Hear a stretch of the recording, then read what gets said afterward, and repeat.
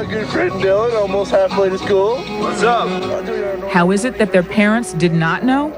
Chris says the little Eric and Dylan revealed to their friends they expertly hid from their parents.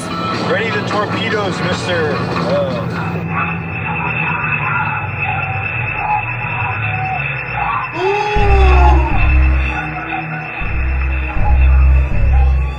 And Eric's like, yeah, did you hear? My dad found a pipe bomb. I'm like, oh man, this gotta suck. I was like, I figured, he was gonna be in like some really big trouble. All his punishment was to go up to the mountains with his dad and blow it up. Do not! God damn it. No, you goddamn piece of bitch ass shit! Do not even screw with that little kid!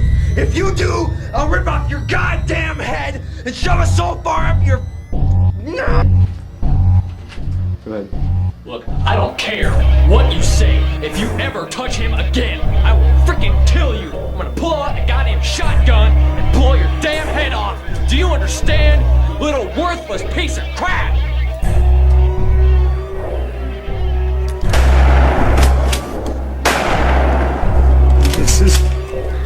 Is that all? Try to hit the tree. I want to see what a slug does to the tree. Yeah. Scoot back some. An Oliver Stone film. Mickey and Mallory. Yeah. Feared by thousands. I love you so much, baby!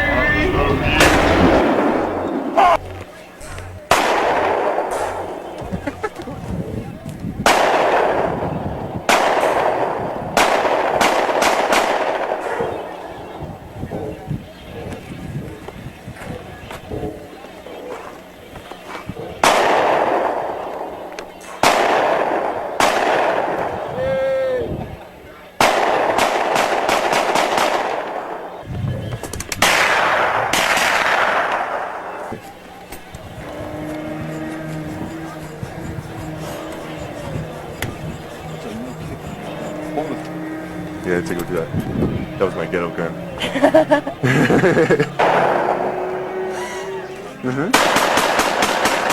Ooh, this one, man. Yeah. You ain't seen nothing yet. Natural Born Killers. Rated R. Harris and Klebold seem to have lived two lives. Their friends and family described them as normal teenage boys. Others described them as outcasts, but they left behind evidence of a much darker and sinister side. This darker side was an aspect they apparently shared only with each other. Columbine High School, there was reported here with a gun. He was shot out a window. I believe one of them. Okay, copy. 1121. 147 is another clarification on the east side of Wadsworth between Chatfield and King Charles. Okay. 1121. 147 a grass fire, possibly from state patrol at that location also. Okay, I'm in the area. Go ahead and put me out. 1123. 147. Go ahead. We have a female down in the south lot of Columbine High School. It's the south lower lot at the east end of the lot. I don't know if this is related to this explosion. Columbine High School lot? Dan, what can you tell us? It's an eerie sight to see so many sort of scenes from an everyday school event. You see kids walking around in gym attire. You see students still working out with their weight belts on, and you see a lot of tears. But the most striking vision here at the school is parents searching around frantically for their children. The Columbine High School Massacre was a school shooting and attempted bombing which occurred on April 20th, 1999 at Columbine High School in Columbine, Colorado, United States. The perpetrators, 12th grade students, Eric Harris and Dylan Klebold, murdered 13 students and 1 teacher. 10 were killed in the school library, where Harris and Klebold subsequently died by suicide. 20 additional people were injured by gunshots, and gunfire was exchanged with the police.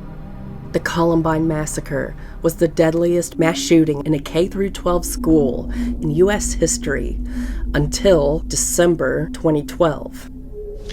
Pierre, stand by. We'll come back to you shortly. Aaron Kotursky with ABC News has also been on the scene along with our entire team this morning. Diane Sawyer on the way for World News this evening. One of the parents recently told me that as the children were walked out of the school by their teachers, some of them were told to cover their eyes as they walked and just hold on to each other. It is still considered one of the most infamous massacres in the U.S. for inspiring many other school shootings and bombings. You just loved crucifying me. You loved inducing cancer in my head, terrorizing my heart, and ripping my soul all this time. I didn't have to do this. I could have left. I could have fled. But no, I will no longer run. If not for me, for my children, for my brothers and sisters, the chief I did it for them. The word Columbine has since become a byword for modern school shootings. As of 2025, Columbine is still but the deadliest mass shooting and school shooting in Colorado, and one of the deadliest mass shootings in the United States. We got a lot of them.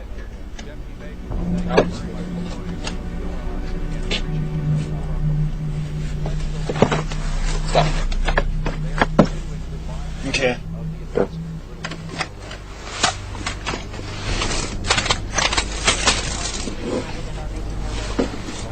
Fucking shotgun. Alright, stop.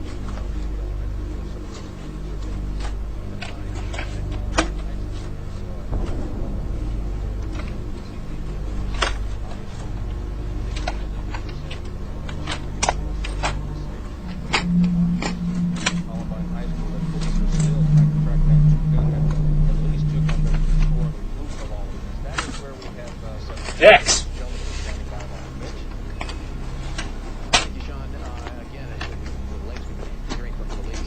Harrison Claybold, who planned for roughly a year and hoped to have many victims, intended for the attack to primarily be a bombing and only secondarily a shooting. The pair launched a shooting attack after the several homemade bombs they planted in the school failed to detonate.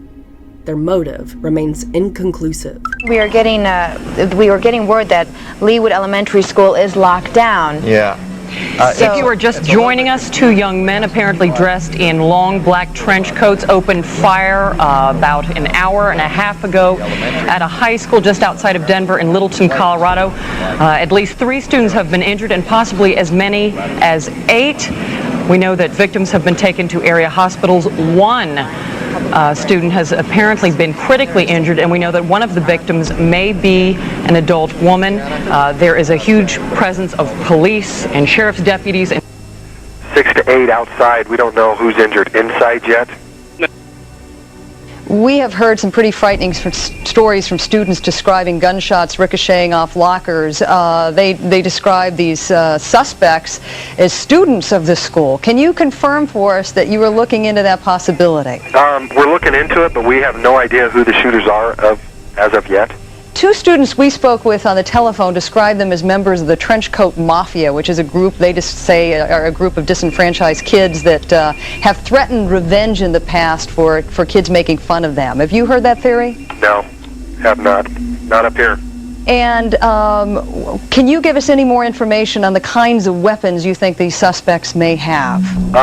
We have no idea. Only thing we know is automatic weapons. Automatic weapons. That's all we know of right now. Yeah, there was also a report that a pipe bomb might have been used. That's true. That you can confirm that? Well, we have heard explosions. We don't know what type of bomb it was or what the explosion was. The police were slow to enter the school and were heavily criticized for not intervening during the shooting. The shooting resulted in the introduction of the immediate action rapid deployment tactic, which is used in active shooter situations, and an increased emphasis on school security with zero-tolerance policies. The violence sparked debates over American gun culture and gun control laws, high school cliques, subcultures, goths, outcasts, and school bullying, as well as teenage use of pharmaceutical antidepressants, the internet, and violence, and video games and film. Yep, it's going. Many makeshift memorials were created after the massacre, including ones using victims Rachel Scott's car and John Tomlin's truck. 15 crosses for the victims and the shooters were erected on top of a hill in Clement Park. The crosses for Harris and Klebold were later removed following controversy.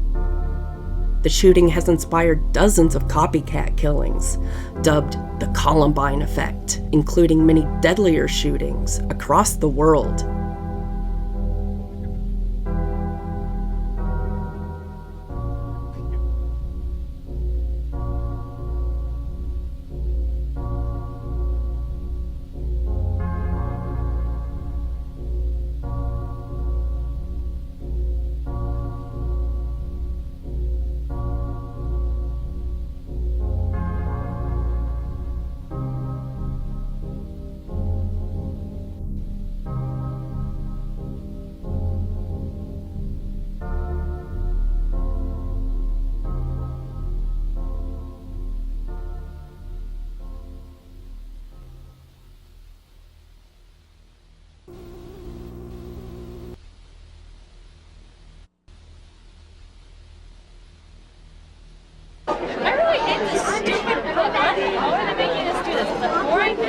Go ahead and go.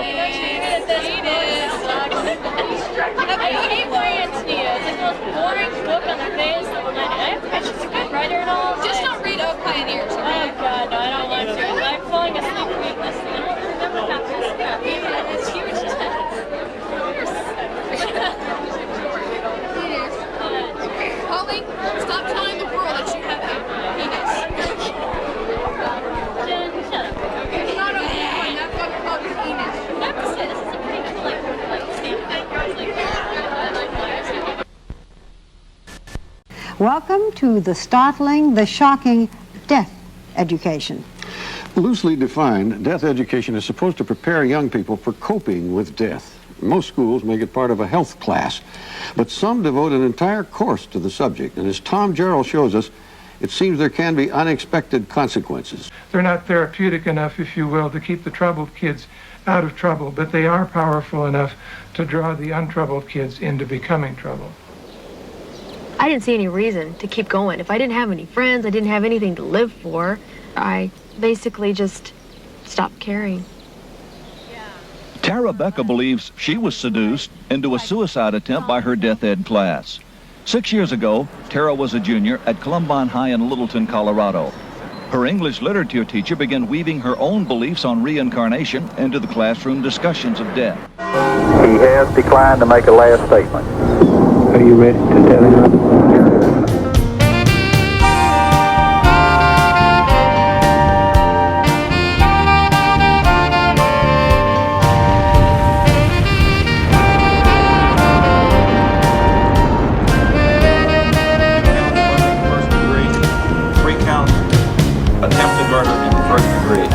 In the name of and by the authority of the state of Florida, grand jurors of the state of Florida and panel have sworn to inquire and true present to make any court accountable upon their oaths.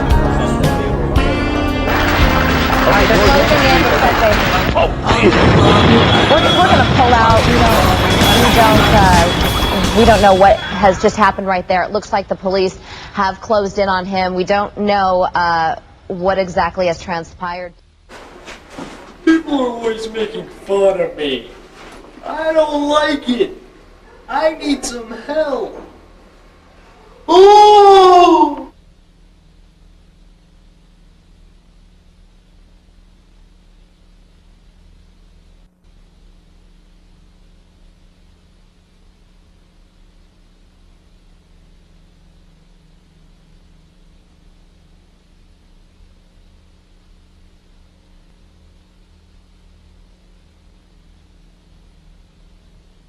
We can protect you, but for a cost.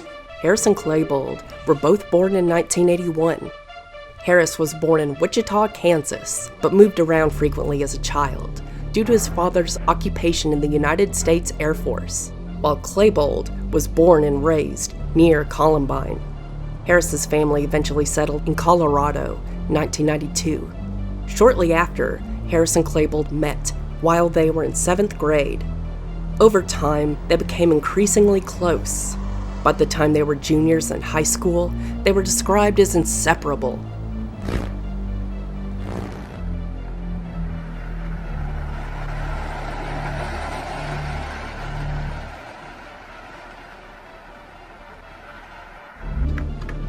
Yeah, the government here wants us to take out another one of those radioactive closed encampments.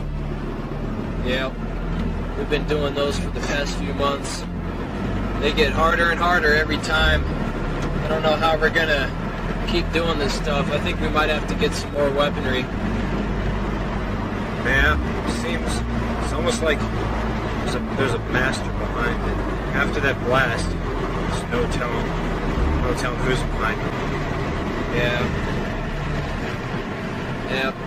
Eric was a brain, but an uncommon subcategory. Cool brain. He smoked, he drank, he dated, he got invited to parties, he got high.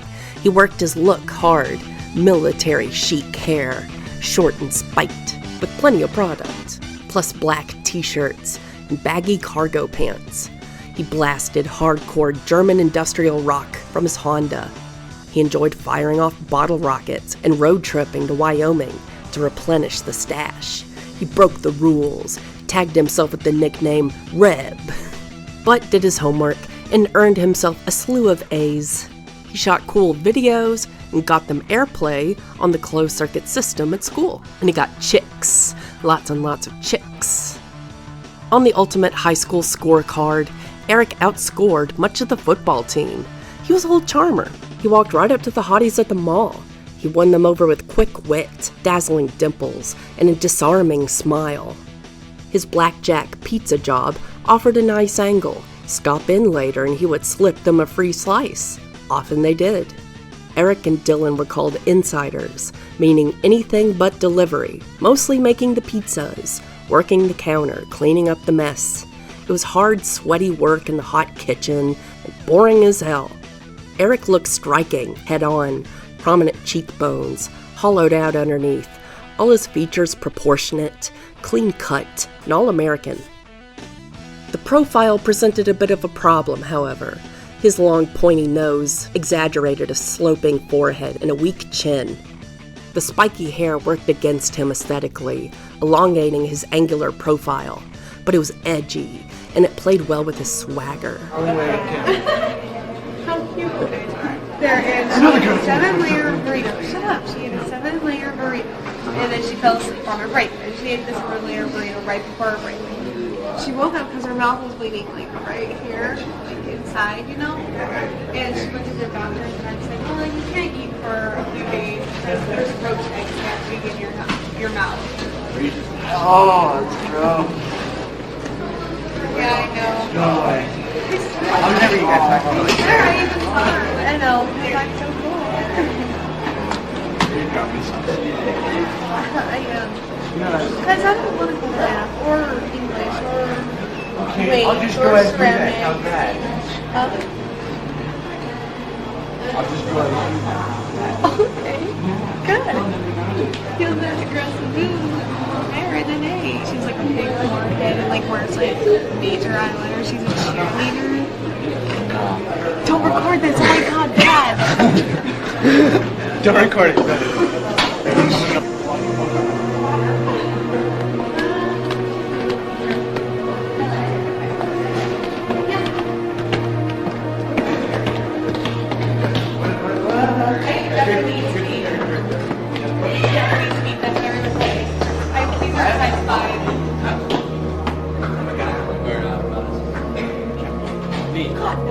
Hey, you sweet.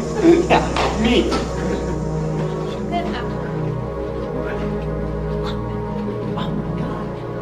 Wait, I have this like God, I do. Wait, I like. See? No.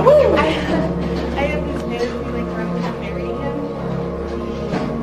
He's already. What was that? You have a fantasy about Ben Affleck. His smile was his trump card, and he knew exactly how to play it. Bashful and earnest, yet flirtatious, the chicks ate it up. He had made it to the homecoming dance as a freshman and had scored with a 23-year-old at 17. Ew. He was damn proud of that one. What other is there? There's what's her name? Go sit her. Go get her over here. Just go, Eric. Go get her. Oh yeah, she looks this way. Eric Casually doesn't see us. Go get her. Yeah. Look, there is the girl knocking on that door Friday, German class. Yeah, is that her? No. Oh, okay. Eric. Weird kid. She's over there and you missed her. Go get her. Anyway, and he goes, and I'll give you your own company truck. I go, damn straight. Yeah, he's like, here's your company Southpaw. It's just a CB. You're out. Why does it stay in my car though? I just got a little button like this. Yeah, I'm on it. Yeah, it's Breaker 19. Breaker 19. We got a car on board. Okay, there she goes, Eric. You want me to go get her for you? No. You always got to do that. Just yell, go, hey! Oh, Eric's getting jacked. Eric just got jacked up the ass. You like maybe that? Not. I don't know about that, dude. Maybe not. I'll stay away from that. Thanks, appreciate it. Me too.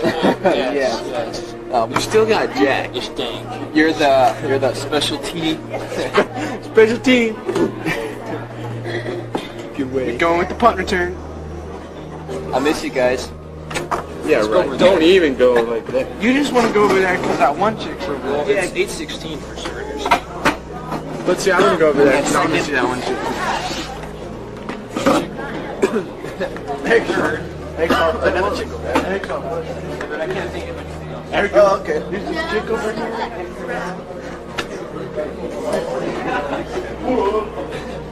I'll see you. I'll wait. I'll just wait.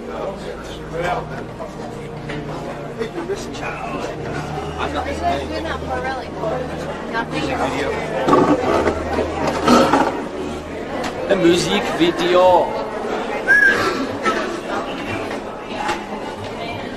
Dylan Klebold was meek, self-conscious, and authentically shy. He could barely speak in front of a stranger, especially a girl. He'd follow quietly after Eric on the mall conquests, attempting to appear invisible. Eric slathered chicks with compliments. Dylan passed them Chips Ahoy cookies in class to let them know he liked them. Dylan's friends said he had never been on a date. He may never have even asked a girl out, including the one he was taking to prom. Dylan Klebold was a brain too, but not quite so cool. Certainly not in his own estimation. He tried so hard to emulate Eric. On some of their videos, he puffed up and acted like a tough guy, then glanced over at Eric for approval. Dylan was taller and even smarter than Eric, but considerably less handsome. Dylan hated the oversized features on his slightly lopsided face, his nose especially. He saw it as a giant blob. No, I don't fucking think so. If you don't fucking leave that alone, I'm gonna head off and shove it so far up your ass that you're gonna friggin' 3 weeks. It's a good thing we ordered those radioactive shit. Dylan saw the worst version of himself. As he would be taking this job, he saw what happened to them. Clothes jumped him from all sides. Couldn't even watch. Christ, man. They just got wasted. We didn't even have a chance to save them. They were dead when we got there. Dylan cut a more convincing figure as a rebel, though. Long, ratty curls dangled toward his shoulders. He towered over his peers. With a ways to go in puberty, he was up to 6'3" already, 143 stretched pounds. He could have worn the stature proudly, casting aspersions down at his adversaries, but it scared the crap out of him, all exposed up there, so he slouched off an inch or two. Most of his friends were over 6 foot. Eric was the exception, 5'9". His eyes lined up with Dylan's Adam's apple. Good. Look, I don't care what you say. If you ever touch him again, I will freaking kill you. I'm gonna pull out a goddamn shotgun and blow your damn head off. Do you understand, you little worthless piece of crap?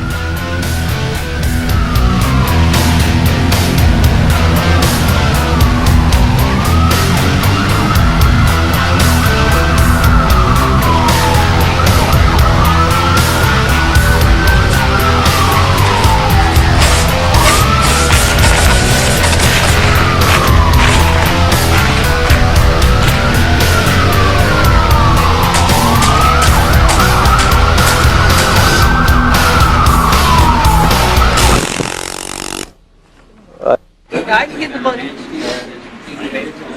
In school, just keep him away from him. Keep an eye on him. We'll get his phone number and address and the information we need from our computers at home. And take care of him. Eric wasn't thrilled about his looks either, but he rarely let it show. He had undergone surgery in junior high to correct a congenital birth defect, pectus excavatum, an abnormally sunken sternum. Early on, it had undermined his confidence, but he'd overcome it by acting tough. No. I have y'all in it. Thank you guys so much. You saved my life.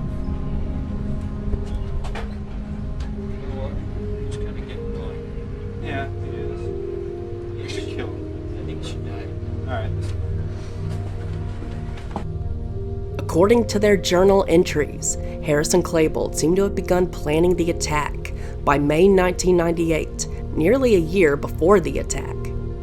Throughout the next 11 months, Harris and Klebold meticulously built explosives and gathered an arsenal of weapons. Both Harris and Klebold each left behind several journal writings and home videos, ones they made both alone and together, foreshadowing the massacre and explaining their motives. Mr. Harris, why is it important to you that these items not be disclosed? He has yet to make a public comment on the actions of his son Eric. The videotapes, diaries, and other items were seized from the gunman's home shortly after the massacre. Not yet released, the tape of the planning of the massacre. This will help a lot of parents to have an understanding. What makes Eric different from my child? What makes Dylan different from my child? They certainly turned out different. Brian Rohrbaugh, who lost his son in the massacre, has seen the tapes and feels they must be made public. We need to look at this, we need to examine it, we need to learn from it, and we need to stop the school shootings. Harris and Klebold hoped this content would be viewed by the public extensively and inspire followers, although much of the evidence has never been released by authorities. Harris and Klebold often wore trench coats in school and in general as part of their everyday outfits. So after the massacre, it was widely believed that Harris and Klebold were part of a clique in school called the Trench Coat Mafia. Two witnesses that we talked to on the telephone described them as members of the Trench Coat Mafia. These are kids they claim routinely dress in black trench coats and have issued threats before to seek revenge on any other students that may have made fun of them along the way. A group of misfits in the school who supposedly rebelled against the popular students. We had heard earlier from another student, David, that said he recognized one of these people as being a member of a group there at Columbine High School that had a reputation for being a part of the Gothic style and called themselves members of the Trench Coat Mafia. Have you heard that around school? Yes, I have. So how many members of this group are there? Do you have any idea? I have no clue. There's 10 to 15 of them. Really? But I only saw 2 or 3. There was a group of high school boys that they called them the Trench Coat Mafia. They wore black trench coats to school every day. These gunmen have been described as wearing black trench coats, ski masks, hats. We hear that one of them has long hair. So it's their classmates, and they say, I guess they were outcasts. And one witness said she heard them say, we're out for revenge. Certainly that's from one witness. Really no way other than speculation to talk about any of the suspects, who they might be. This turned out to be untrue, as neither Harris nor Klebold had any affiliation with the group. The pair's aforementioned writings and videos gave insight into their rationale for the shooting. The FBI concluded that Harris was a psychopath who exhibited narcissistic traits, unconstrained aggression, and a lack of empathy, while Klebold was concluded to be an angry depressive with a vengeful attitude toward individuals who he believed had mistreated him. However, neither Harris nor Klebold were formally diagnosed with any personality disorders prior to the attack, so this conclusion is often debated. Okay, the timing, did I tell you the timing about, bro? Timing change. Timing change, yes. It's a change. It's a change, yes. Okay. It broke. Okay. Because it was tight too much. Well, then keep. Thank you, I did too. Remember that one kid with me when we were cutting mine? So like 30 people to get a line. Don't you remember that? He was like sophomore year or something. Well, thank you. He had to write, so you're only a sophomore. He was only a freshman. Ooh, that. Oh, never mind. H. Then it'll come down.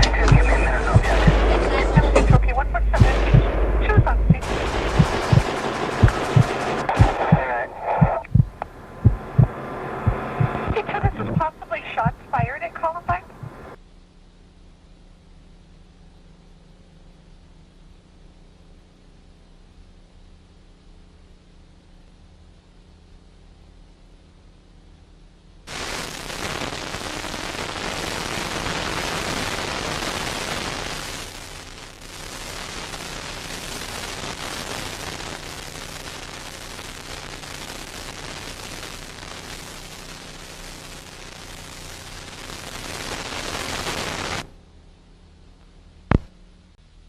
My name is Michael Scholes. I'm the father of Isaiah Scholes.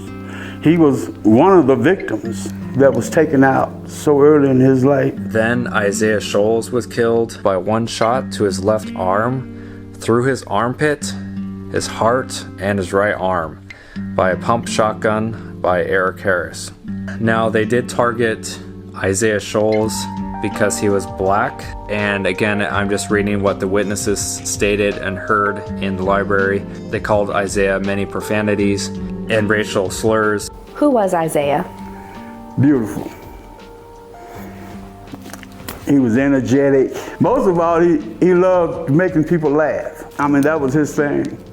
I mean, he was a jokester. I mean, he had it. He was a natural. I think I read somewhere he liked music, like you. Oh, well, most definitely. I mean, that's in his DNA. I mean, because, I mean, you know, I've been in music. I was in music before they even got here. You know what I'm saying? I've been a music producer ever since 1980 and a music executive. I asked him to come on and join me after he got out of school, but you know what he said? He said, no, Dad, I want to go to school. I want to go to college. Just 3 weeks from graduation, Isaiah would have been one of the first in his family to go to college. But that fateful day in April changed everything.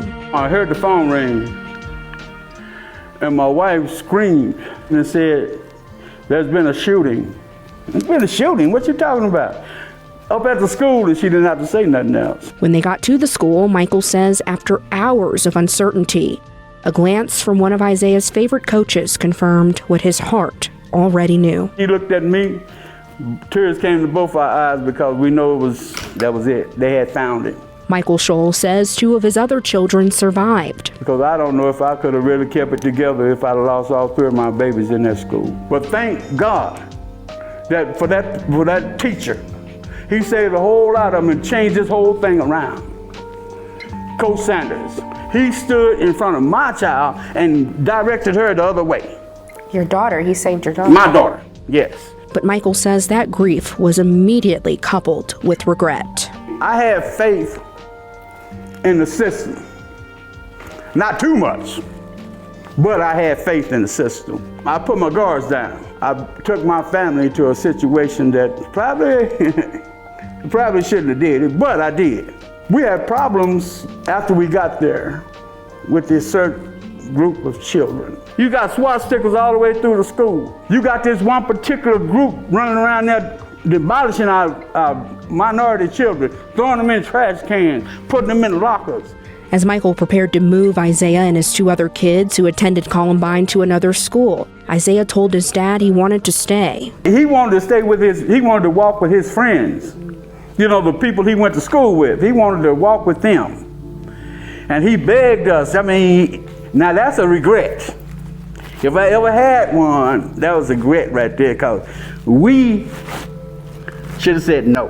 In 1996, 15-year-old Eric Harris created a private website on AOL, initially Toast Levels, known as WADS. Harris created for use in the FPS video games Doom, Doom 2, and Quake. On the site, Harris began a blog which included details about Harris sneaking out of the house to cause mischief and vandalism, such as lighting fireworks with Claybold and others. These were known as rebel missions, and Harris's blog primarily consisted of mission logs. Ooh. Beginning in early 1997, the blog postings began to show the first signs of Harris's anger against society.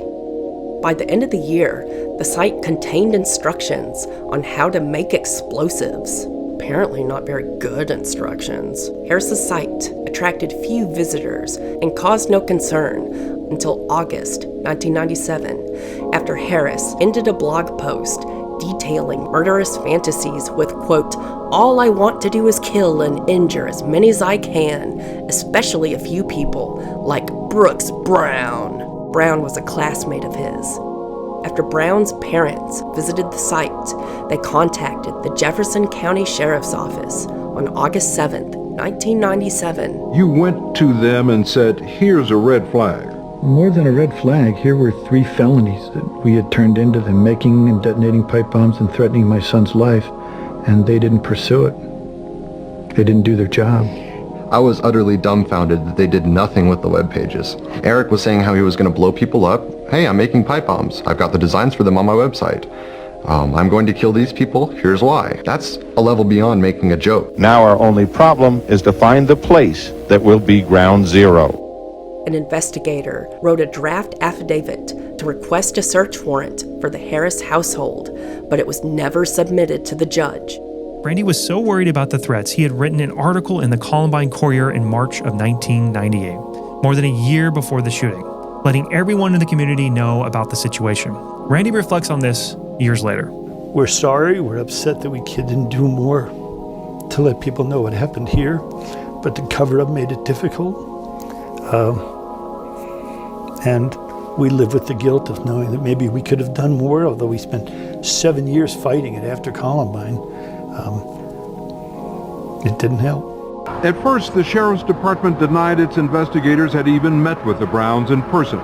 But we obtained this police paperwork showing those investigators not only met with Mrs. Judy Brown, but then worked on a warrant to search Eric Harris's home.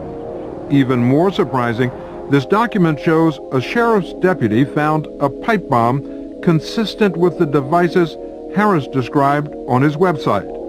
But the Sheriff's Department never searched or even visited the Harris home. It was April of '98, a full year before the Columbine Massacre.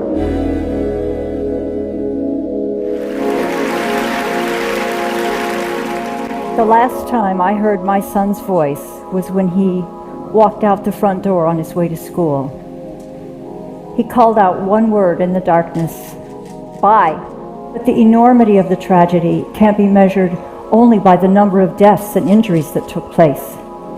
There's no way to quantify the psychological damage of those who were in the school or who took part in rescue or cleanup efforts. There's no way to assess the magnitude of a tragedy like Columbine, especially when it can be a blueprint for other shooters who go on to commit atrocities of their own. Before the shootings, I thought of myself as a good mom, helping my children become caring, healthy, responsible adults was the most important role in my life. But the tragedy convinced me that I failed as a parent. If anyone could have known what was happening, it should have been me, right? But I didn't know. I combed through memories, trying to figure out exactly where I failed as a parent. But there are no simple answers. On January 30th, 1998, Harris and Klebold were arrested for breaking into a white van parked near Littleton and stealing tools and computer equipment. Just look at this diversion paperwork. Look at how much Sue writes in relation to Dylan's criminal history. Dylan is blunt about his crime. Sue writes a book about the event and insinuates that the crime wasn't that bad. She uses a bunch of wobbly language. The boys found a van. The van had a ticket on it, so the boys thought it was abandoned. And then they saw if they could get some electronic equipment by helping themselves to some of the contents. How does Dylan tell the story? We broke into a van, took stuff from it, drove away. She continues on a second page, stating that Dylan and Eric drove down the road to look over their, quote, newly acquired stuff. Someone give this woman a writing award. In a joint court hearing, they pled guilty to felony theft. The judge sentenced them to a juvenile diversion program. As a result, both delinquents attended mandatory classes such as anger management and talked with diversion officers. They were both released from diversion several weeks early because of positive actions in the program and put on probation. Shortly after the court hearing for the van break-in, Harris reverted his website back to just hosting user-created levels of doom. He began to write his thoughts down in a journal. Klebold had already been keeping a personal journal since March 1997. That November, Klebold had mentioned going on a killing spree. Klebold used his journal to vent about his personal problems, as well as what he would wear and use during the attack. It was Eric's website, not Dylan's. Sue can claim ignorance to Eric's behavior, right?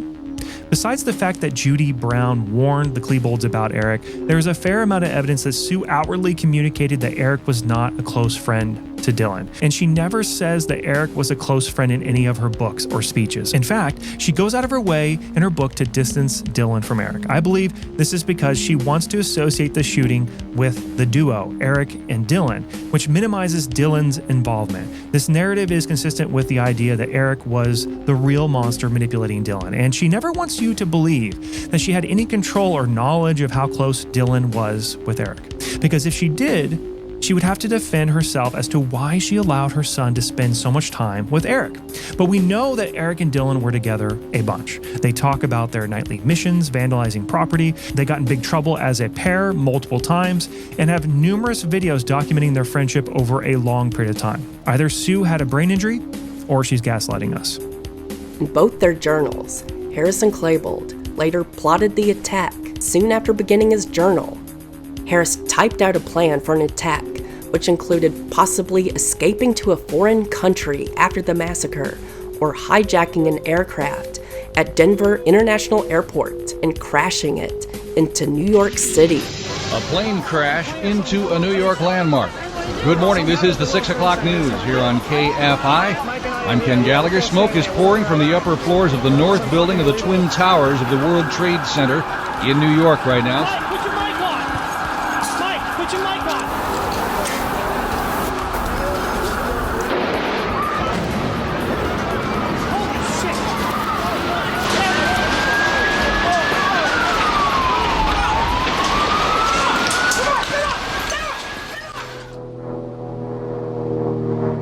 Boys, here's the drill. This ain't no fucking joke. You should probably know that by now. Here's how it's gonna go. They ambush you, keep your eyes open, keep your fucking fingers on the triggers, shoot anything that moves. It's made of clothes. Going. Okay. Hey Eric, turn off the TV. Alright. Best cleaners.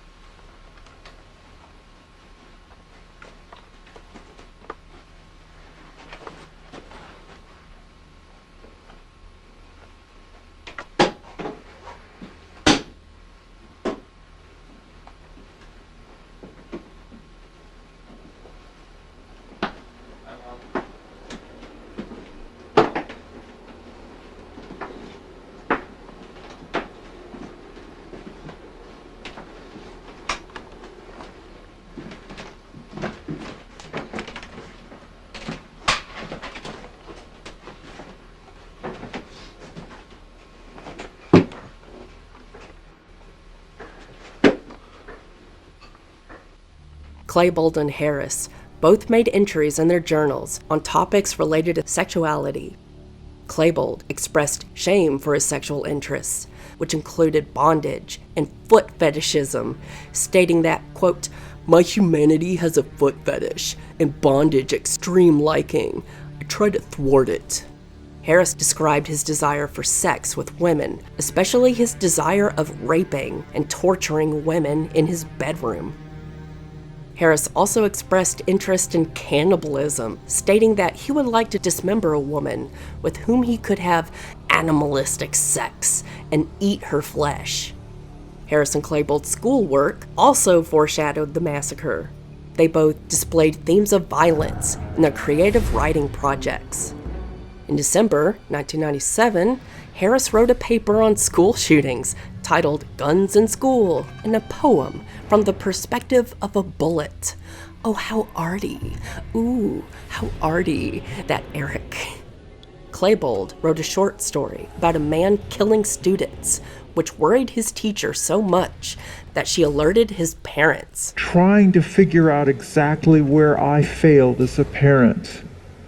But there are no simple answers. The father of Isaiah Scholes, one of the victims, has had little sympathy for the Harrises. I can't really say much for the other parents. Evidently, they didn't watch theirs because there's no way bombs would be made in this garage, and I didn't know about it. I think that she feels like the most tragic thing that happened throughout this was her son's death. I think they need to be out there talking about those signs that they saw in Dylan and giving other people a heads up what to be looking for. Brian Rohrbo, father of victim Daniel Rohrbo, said he was outraged that the Klebolds likened the day of the shooting to a natural disaster. In the end, what I know comes down to this.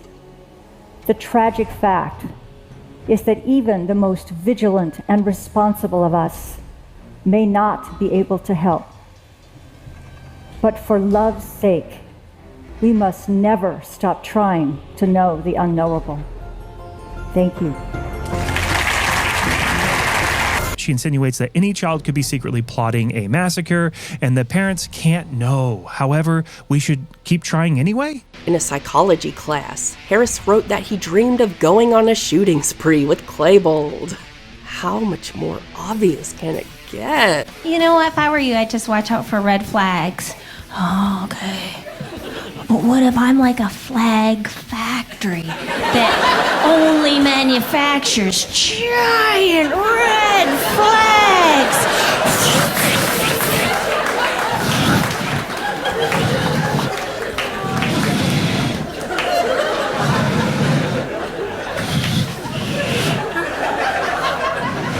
Harris's journals describe several experimental bomb detonations nearly a year before the massacre. Klebold wrote a message in Harris's 1998 yearbook, "Killing enemies, blowing up stuff, killing cops. My wrath for January's incident will be godlike, not to mention our revenge in the Commons." The Commons was slang for the school cafeteria. Harris and Klebold were both enrolled in video production classes and kept 5 videotapes that were recorded with school video equipment. Only 2 of these, Hitmen for Hire and Rampart Rampage, and part of a third, known as Radioactive Clothing, have been released. The remaining 3 tapes detailed their plans and reasons for the massacre, including the ways they hid their weapons and deceived their parents. Most were shot in the Harris family basement and are thus known as the basement tapes. Okay.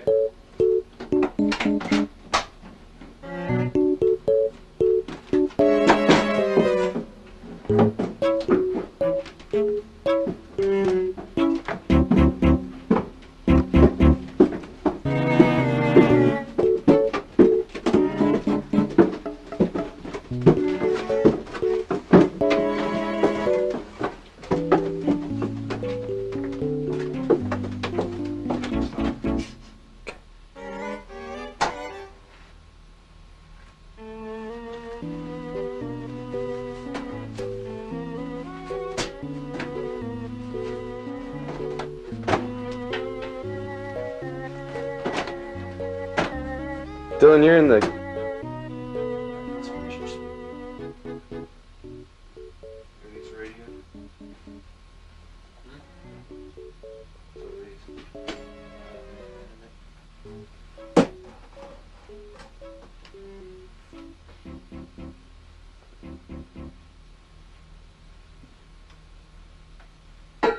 "30 minutes before the attack, they made a final video saying goodbye and apologizing to their friends and families. They wore black trench coats on the day of the massacre, and the Hitman for Hire video seemed a kind of dress rehearsal, showing them walking down the halls of the school and shooting bullies outside with fake guns. On October 21st, 2003, a video was released showing the pair doing target practice on March 6, 1999, in nearby foothills known as Rampart Range, with the weapons they would use in the massacre.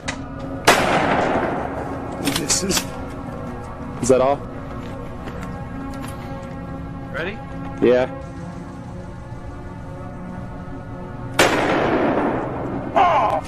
That's a fucking slug! Imagine that in someone's fucking brain. And it hurt my wrist like a son of a bitch. I bet so. Look at that. I got blood now. Huh? Before the massacre, Harris left a microcassette labeled Nixon on the kitchen table. On it, Harris said, "It is less than 9 hours now," placing the recording at sometime around 2:30 a.m. He went on to say, "People will die because of me, and it will be a day that will be remembered forever." Alright, let's go see how Tex and Bowski are doing upstairs. Alright. Don't put too much in.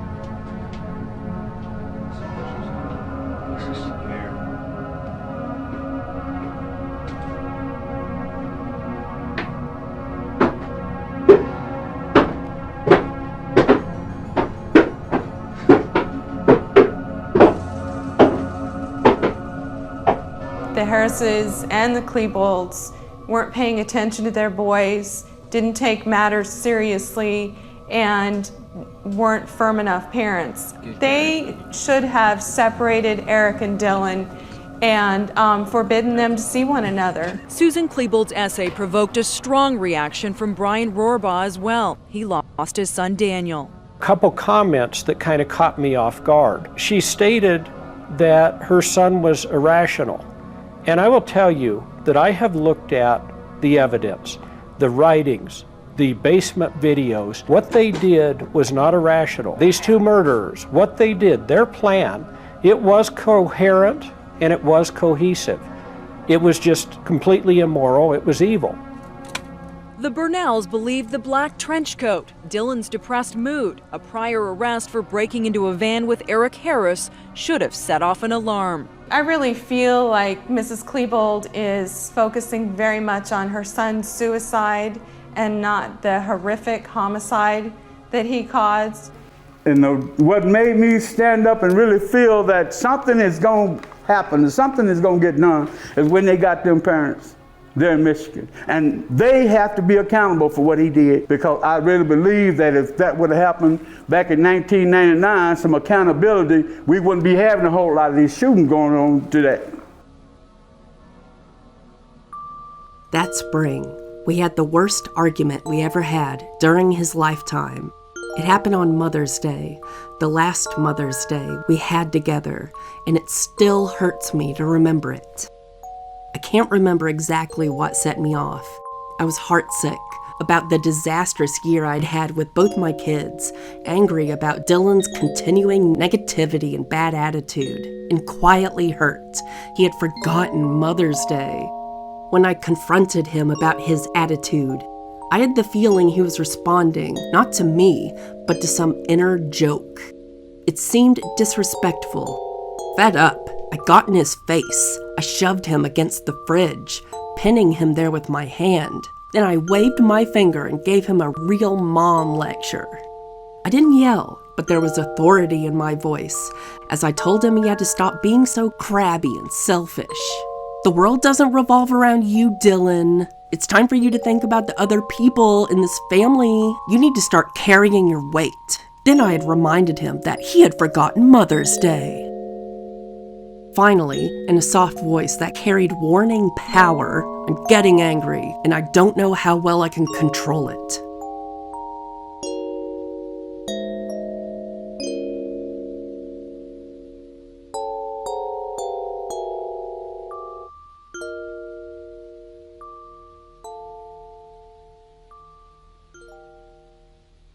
New wave hokey pokey, huh?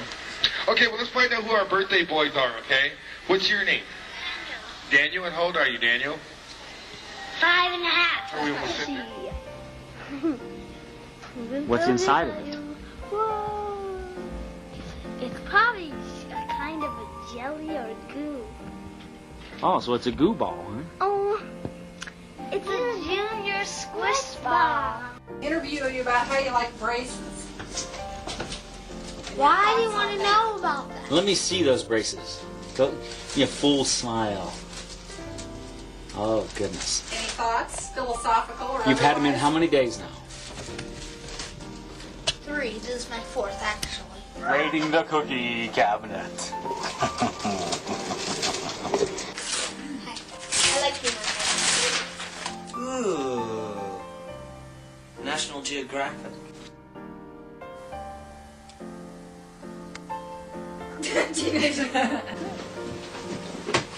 There's Daniel getting ready for his trip to France. Okay, let Mother untuck. Let Mother get his collar fixed. Just briefly, Daniel, what are you about to do? Go to France. Go to France. Is that all?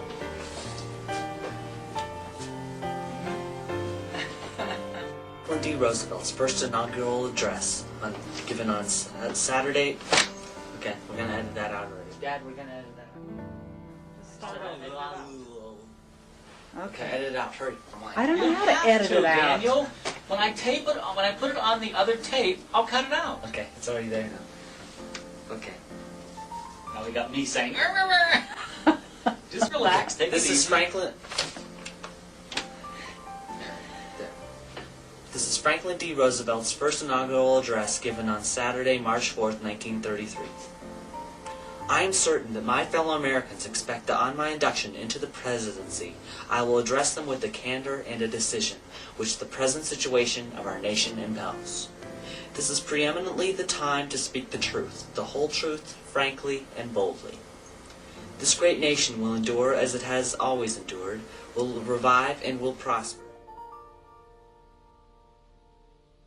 Judy, let me ask you about Sue Klebold, the mother of Dylan Klebold. Some people are still looking at the parents, still saying the parents should have done more. How could these kids have obtained these weapons, made these videos? The parents never would have found out. You still talk to Sue Klebold on a regular basis. What is she thinking about that? We talk quite openly about it. She has nothing to hide. In the first place, a lot of those things didn't take place in the Klebold house that I am aware of and that she is aware of. You have to remember that Dylan that day meant to kill both my children. I had a child in the cafeteria and Dylan knew he was in the cafeteria. Could not have known? I mean, let's accept the fact that she didn't know, but I think still a lot of people are saying, but she should have known, even if she didn't. You know, that is hard to believe, but I know what she knows, and I will tell you, I did not share the web pages with her in the beginning, and I've explained that that's quite complicated. Until after the tragedy did I share the web pages with her. When I shared the web pages with her, she said, "Oh my, Eric is such an angry child." She had never known that. Corey Friesen, who graduated from Columbine 2 years earlier, helped close down the stand. In return for their work, they got fireworks. You know, and when we got as many as we did, they were like just ecstatic that, you know, we'd walked out of there with so many like huge boxes just full of fireworks. Later that summer, Eric and Dylan began taking trips to the mountains. They began extracting the gunpowder from the fireworks to make pipe bombs.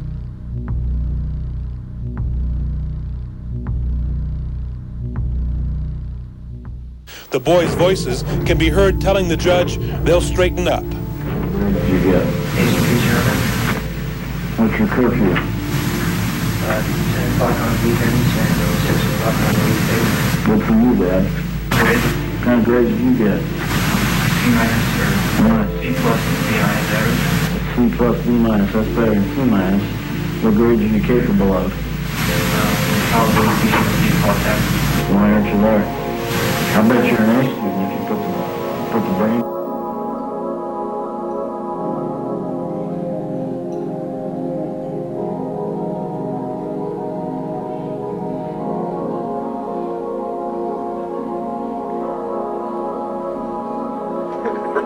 breaker 190. Have your ears on. Nope.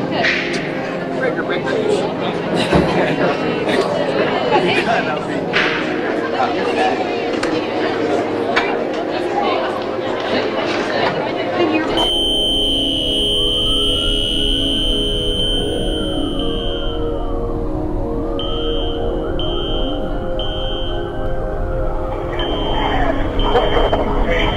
Okay, try and keep as many people down as you can.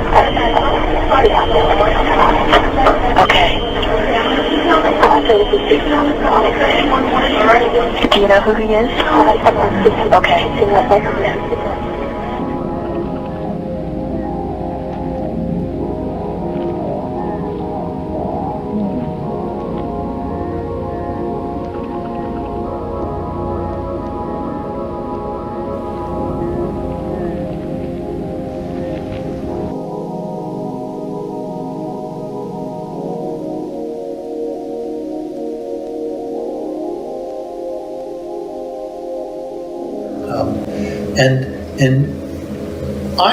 Judy had, Gavin De Becker talks about it in his book, The Gift of Fear, and that women, and it's odd, have a sense of danger that they listen to that men tend to ignore. Right. Yeah. Judy knew that from the beginning. I didn't believe it as much. I thought it was more harassment and problems and this kid's a jerk. And Judy had that with these kids. She knew Eric was dangerous. Right. I didn't know that Eric was as dangerous as he turned out to be. Oh my gosh. In addition to firearms, the complex and highly planned attack involved several improvised explosive devices. Harris and Klebold constructed a total of 99 bombs. These included pipe bombs, carbon dioxide cartridges filled with gunpowder called crickets, Molotov cocktails, and propane tanks converted to bombs. The propane bombs were used in the cafeteria, the shooters' cars, and in another location intended as a diversion. For ignition, they used storm matches, cannon fuses, and model rocket igniters, as well as timing devices built from mechanical alarm clocks for the propane bombs. During the massacre, they carried match strikers taped to their forearms for easy ignition of the pipe bombs and CO2 bombs. Harris also experimented with napalm and envisioned a kind of backpack and flamethrower. They both attempted to get another friend and co-worker, Chris Morris, who was a part of the Trenchcoat Mafia, to keep the napalm at his house, but he refused. Harris also tried to recruit him to be a third shooter, but played it off as a joke when he rebuked. Eric, Dylan, and Chris were working at this blackjack pizza shop. One day, Dylan came to work boasting. Well, Dylan brought in what I believe to be a pipe bomb. And it was about, I believe it was about this long. It was more than a foot, I think. And it was about this thick around. It was very, very large. It had a fuse that laced down the side of it. And me and the owner told him to get it the hell out of the store. We wanted nothing to do with that. That was the only time I had actually seen one of the pipe bombs. I think Dylan on one occasion did say, wouldn't it be kind of fun to sit on the soccer field and shoot at the school? And, like, shooting out all the windows would be kind of fun. And, everybody at the table there, they kind of laughed a little. We thought he was all joking. Chris and Corey say they know these statements sound horrible in the aftermath of the killings, but at the time, they didn't think of telling their parents, let alone the police. To them, it was just Eric and Dylan's twisted humor. When he'd hit some mood swings, he'd really get, just that intense glare in his eyes. Apparently, his parents noticed too, and he was prescribed an antidepressant. And towards the end, I had been told that he actually stopped taking his medication. And sometimes it was almost frightening to see one minute how he was a very nice, happy, normal guy, and the next minute he was very, very angry, almost sinister at times. Harris and Klebold were both equipped with knives, but investigators do not believe they used them during the massacre. Harris had a boot knife on his belt and a Khyber Pass machete Bowie knife taped to the back of his ankle. Both had an R, referencing Harris's alias, Reb, etched into the handle, and the machete had a swastika on the sheath. Forgetting about Sue, But to understanding Columbine, the process of violentization, they're very important, showing Dylan's process through the violentization stages, where he's bullied, so then he starts to fight back in small ways, and then he starts to develop this persona of someone who can fight back with the black coat and the sunglasses. And that's that, and see, all the other hundreds of things that we know fit this concept that, and it's more than one concept. It's humiliation, hypervigilance, and violentization, and the way that those three react, and the process of going through those that develops school shooters. On Tuesday morning, April 20th, 1999, Harrison Klebold placed 2 duffel bags in the cafeteria. Each bag contained propane bombs set to detonate during the A lunch shift, which began at 11:15 a.m. 2 backpacks filled with pipe bombs, aerosol canisters, and small propane bombs were also placed in a field about 3 miles south of Columbine High School and 2 miles south of the fire station. Only the pipe bombs and one of the aerosol canisters detonated, causing a small fire, which was quickly extinguished by the fire department. Harrison Klebold changed clothes and returned separately to CHS. Harris parked his vehicle in the junior student parking lot, and Klebold parked in the adjoining senior student parking lot. The school cafeteria was their primary bomb target. The cafeteria had a long outside window wall, ground-level doors, and was just north of the senior parking lot. The library was located above the cafeteria in the second story of the window wall. Each car contained bombs. As Harris pulled into the parking lot, he encountered classmate Brooks Brown, with whom he had recently patched up after a long-standing series of disputes.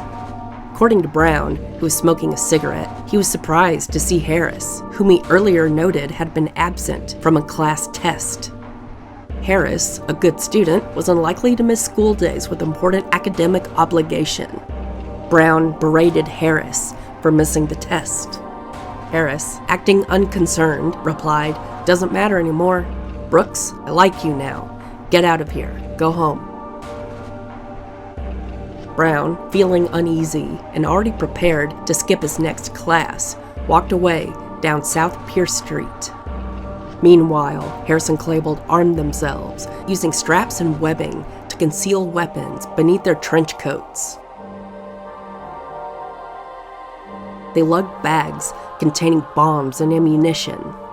Harris had concealed his shotgun in one of the bags. Beneath the trench coats, Harris wore a military bandolier and a white t-shirt with the inscriptions "Natural Selection" in black letters. Klebold wore a black t-shirt with "Wrath" in red letters. The cafeteria bombs failed to detonate.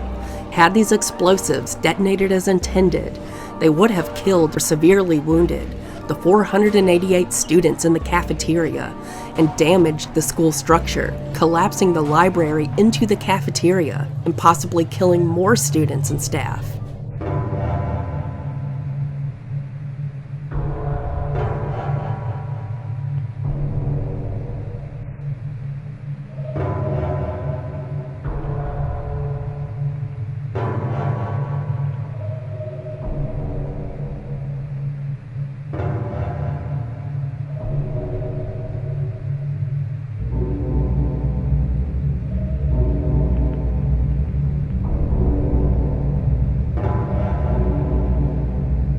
At 11:19 a.m., 17-year-old Rachel Scott and her friend Richard Castaldo were having lunch and sitting on the grass next to the west entrance of the school. Klebold threw a pipe bomb towards the parking lot. The bomb only partially detonated, causing it to give off smoke. Castaldo thought it was no more than a crude senior prank. The two allegedly returned to where Rachel Scott and Richard Castaldo lay on the ground, injured. Scott was killed instantly when she was hit 4 times with rounds fired from Harris's carbine. One shot was to the left temple. Castaldo was shot 8 times in the chest, arm, and abdomen by both Harris and Klebold. He fell unconscious to the ground and was left paralyzed below the chest. After firing twice, Klebold's Tech 9 jammed.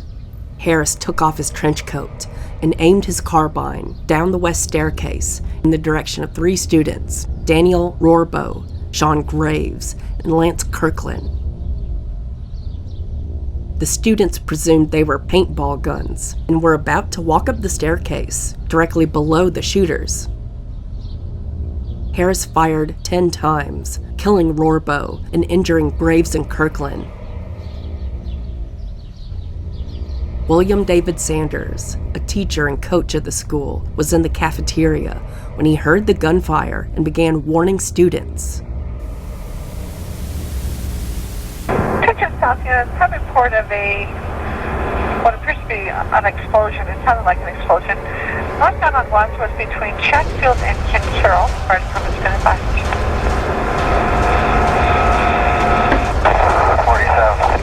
147. Copy, clear it around. Take a look at that area. Okay, copy. 1121. 147, another clarification on the east side of Wadsworth between Chatfield and Kincarroll. Okay. 1121. 147, a grass fire possibly from safety on that location also. Okay, I'm in the area. Go ahead and put me out. 1123.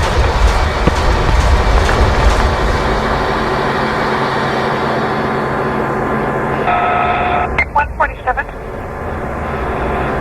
Go ahead.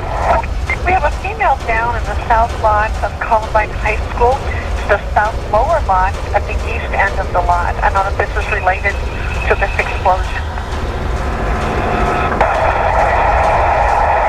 Columbine High School lot? This is from Columbine.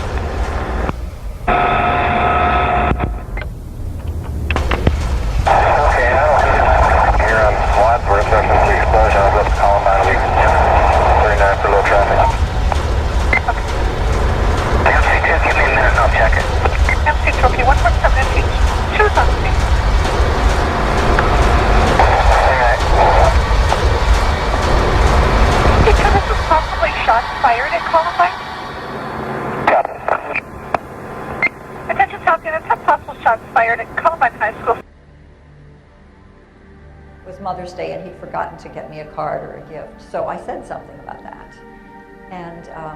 And that's when I gave him the mom lecture. You know, you need to pull your own weight around here. You know, you're not thinking about anybody but yourself. And I pushed him against the refrigerator. And I have deep, deep regrets about that, because I think when our loved ones, especially kids, it appears that they're being uncooperative or irritable or selfish, these are signs that something may be wrong. And I have tremendous regret that I approached it as a sort of authoritarian parent. You know, you need to straighten up. You need to think about someone else. You need to. I was telling him what I thought he needed to do, and my deepest regret is that I didn't just say, "Tell me, I'm here to listen. What's going on?" I wish that I had embraced him and sat down, and instead of trying to mold him into what I thought he should be.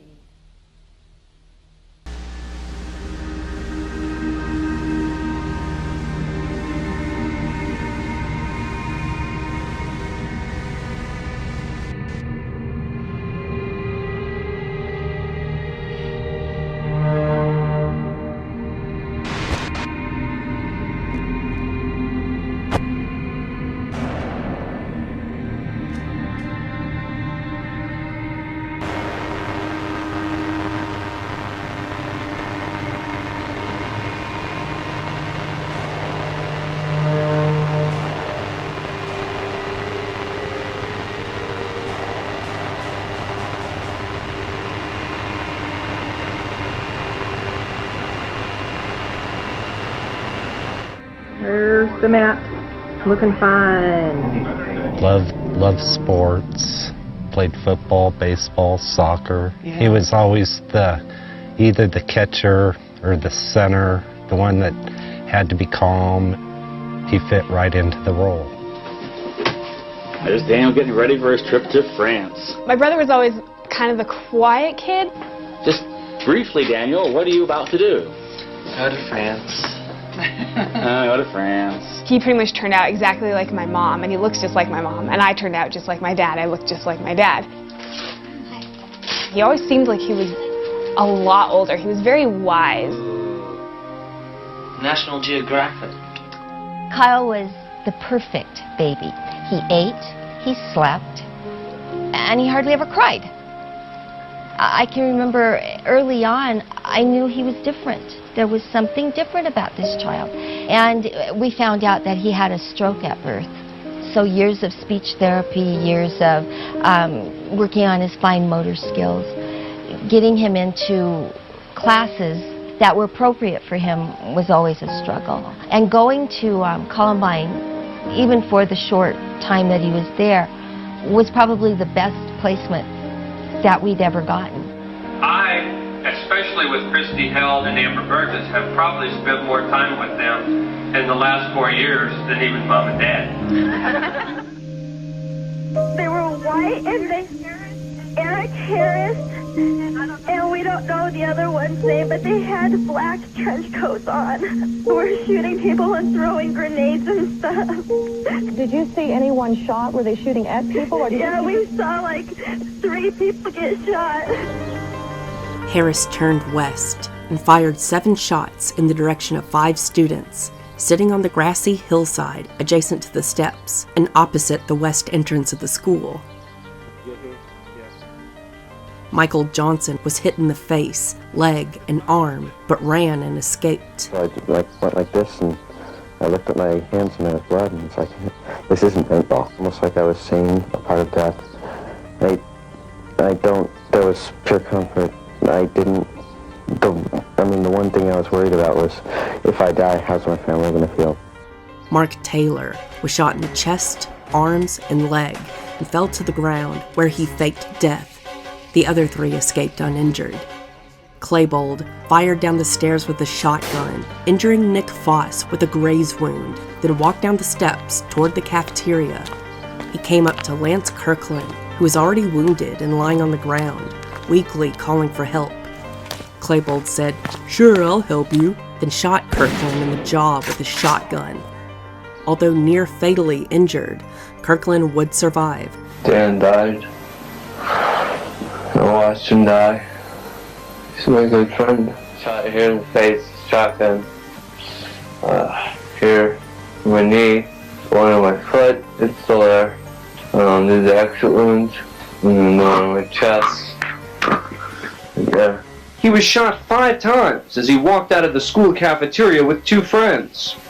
Started off with one gun and running backwards. Dan was the first one to get shot, and I went to grab him, and they shot me in my leg. When they kind of collapsed, and they shot me in my chest, and I was just looking at the sky, and my head went like that. That's when they shot me in my face, shotgun. So you've been shot already 3 times. That I know of. And they shoot you again in the face. Yeah. Remember what you were thinking? Is this how it ends? Graves, paralyzed beneath the waist, had crawled into the doorway of the cafeteria's west entrance and collapsed. He rubbed his blood on his face and played dead. After shooting Kirkland, Klebold walked towards the cafeteria door. He then stepped over the injured Graves to enter the cafeteria. Graves remembers Klebold saying, "Sorry, dude." Klebold then, only briefly, entered the cafeteria and did not shoot at the several people still inside. Officials speculated that Klebold went to check on the propane bombs. Harris was still on top of the stairs, shooting, and severely wounded and partially paralyzed 17-year-old Anne-Marie Hochhalter as she tried to flee. Hochhalter died on February 19th, 2025, at the age of 43. Her death was ruled as sepsis, secondary to her paraplegia, and the manner of death deemed a homicide. Klebold came out of the cafeteria and went back up the stairs to join Harris. They each shot at the students standing close to a soccer field, but did not hit anyone. They walked toward the west entrance, throwing pipe bombs in several directions, including onto the roof. Only a few of these pipe bombs detonated. Witnesses heard one of them say, "This is what we always wanted to do! This is awesome!" Meanwhile, art teacher Patty Nielsen was inside the school. She had noticed the commotion and walked toward the west entrance with student Brian Anderson. Nielsen had intended to walk outside to tell the two students knock it off, thinking they were either filming a video or pulling a student prank. As Anderson opened the first set of double doors, the gunman shot out the windows, injuring him with flying glass. Nielsen was hit in the shoulder with shrapnel. Anderson and Nielsen ran back down the hall into the library, and Nielsen alerted the students inside to the danger, telling them to get under desks and keep silent. She dialed 911 and hid under the library's administrative counter. Anderson fell to the floor, bleeding from his injuries, then hid inside the magazine room adjacent to the library. Jefferson County 911. Yes, I'm a teacher at Columbine High School. There is a student here with a gun. He was shot out a window. I believe one I've been Columbine High School. I don't know what's in my shoulder. If it was just the last beat through it. Okay, has anybody been injured, ma'am? Yes. Okay. Yes. And the school is in a panic, and I'm in the library. I've got students down under the table, kids. Heads under the table. Kids are screaming. Some of the teachers are, trying to take control of things. We need police here. Okay, we're getting them there. Who is the student, ma'am? I do not know who the student is. Okay. I saw a student outside. I was in holding on to a gun. Okay. I was on hold ready. I saw a gun. I said, "What's going on out there?" And he said, "Oh, it's probably something different. It's probably a joke." I said, "Well, I don't think that's a good idea." And I went walking outside. I continued to dance to see what was going on. He turned the gun straight at us and shot. And my God, the window went out. And the kid standing there with me, I think he got hit. Okay. Something in my shoulder. Okay. We've got help on the way, ma'am. Okay. Okay. Oh, God. Stay on the line with me. Oh, God. At KUSA-TV, the morning had been slow, putting the finishing touches on their noon show scripts, when the assignment desk started hearing heavy traffic on the police scanners. Soon, the newsroom and the police were getting reports of explosions at Columbine High School.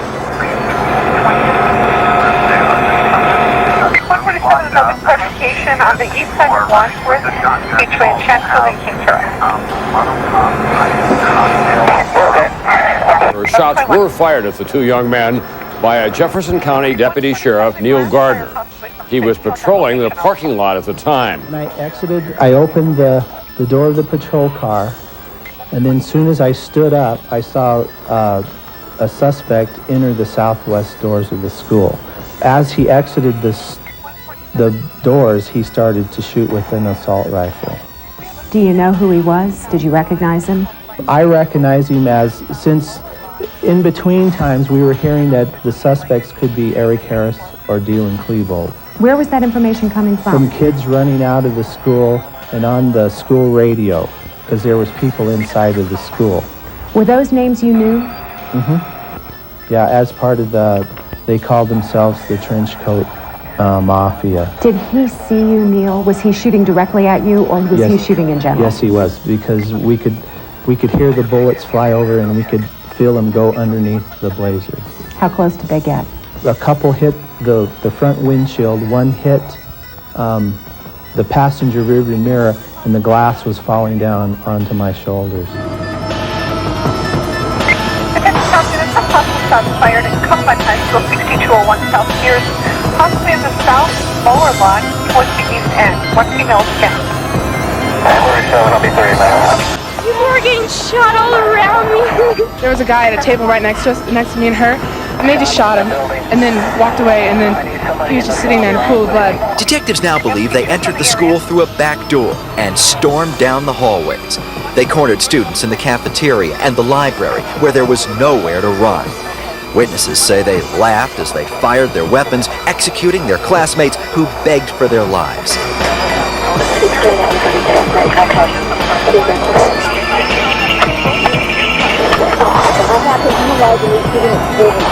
I have no idea on the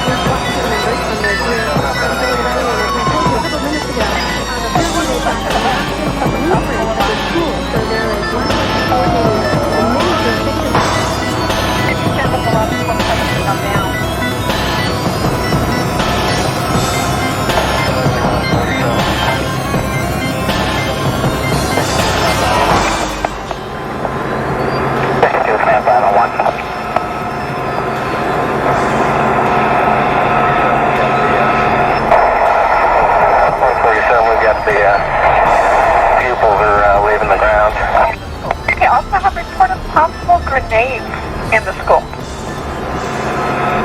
Copy.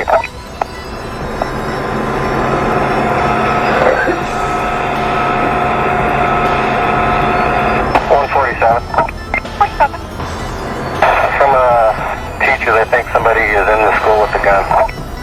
Okay, report units of possible parties inside the school with weapons. Also, we have reports from outside the school that possibly grenades are being thrown on the roof of the school. 47, I'm set up on Pierce at the south side of the lot. Pierce, south side of the lot, 147, 1128. 44, I'll be set up on the west side of the back of the school, by the ball field.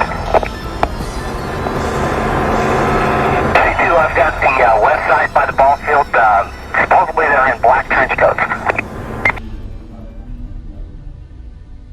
Dave Sanders tried to secure as much of the school as he could.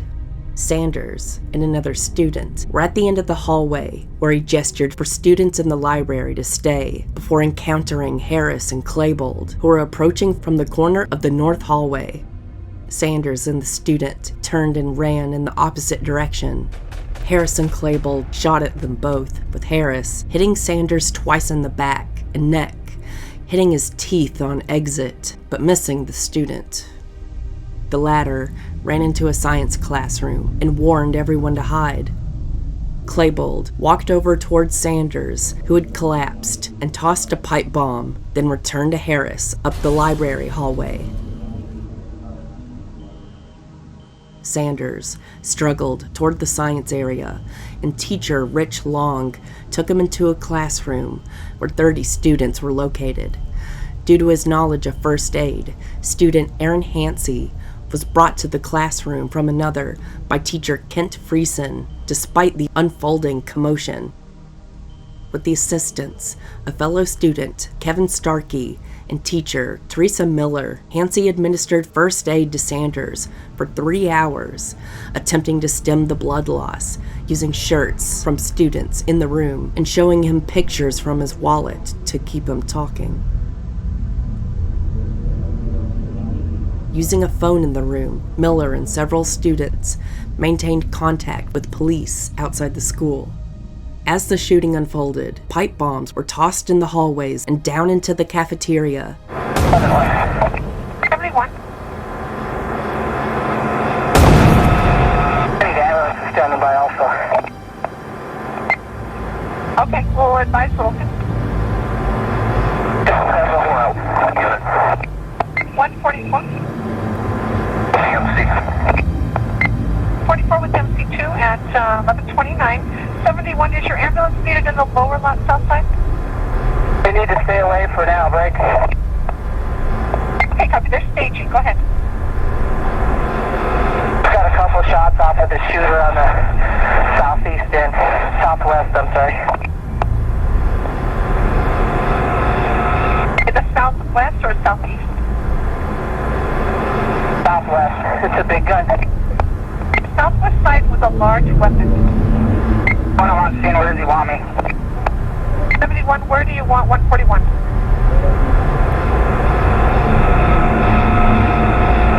.144, myself, MC2, southeast, scratching southwest corner by the ball fields.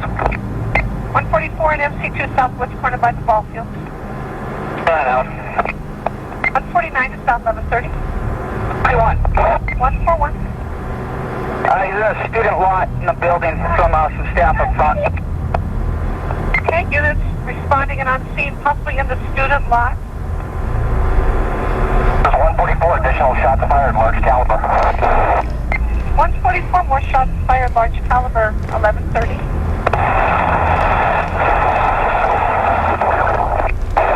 Shots fired from inside. Looks like another party down on the northwest lawn. Northwest lawn, another party down. Units, we have information possibly shots fired in the library. At 11:29 a.m., Harris and Klebold entered the library. 52 students, 2 teachers, and 2 librarians were inside. Harris fired his shotgun twice at a desk. Student Evan Todd had been standing near a pillar when the shooters entered the library and had just taken cover behind a photocopier. Todd was hit by wood splinters in the eye and lower back, but was not seriously injured. He then hid behind the administrative counter. The gunman walked into the library, towards the 2 rows of computers. Sitting at the north row was disabled student Kyle Velasquez. Klebold fired his shotgun, fatally hitting him in the head and back. Yeah? They put down their ammunition-filled duffel bags at the south, or lower, row of computers and reloaded their weapons.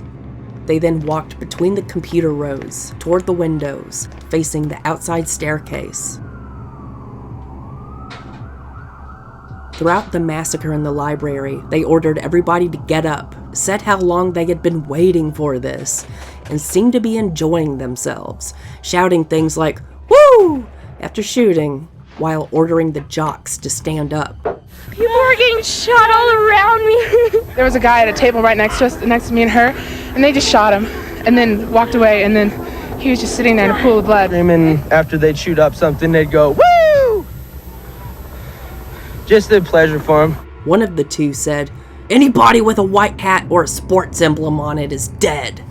Wearing a white baseball cap at Columbine was a tradition among sports team members.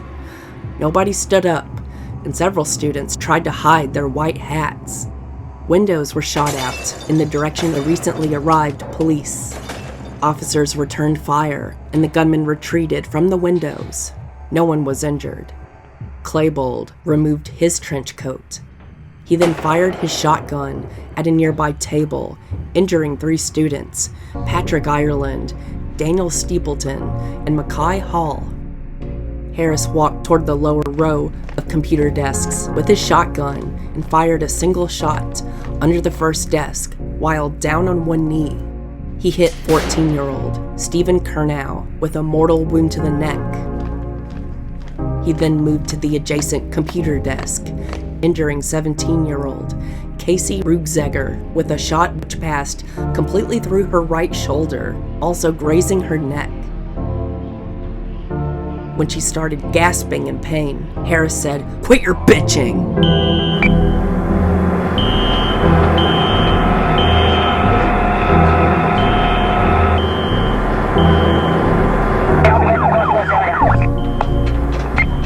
K930, 1131. More shots fired. More shots fired, 1131. 41, I'm clear. 41. 141. I'm in the back. I got some smoke coming from the building. I'm over here with the MC unit. Okay, copy, smoke from the building. 1131. 44. Putting down shed by the southwest side. They're putting down on the southwest side.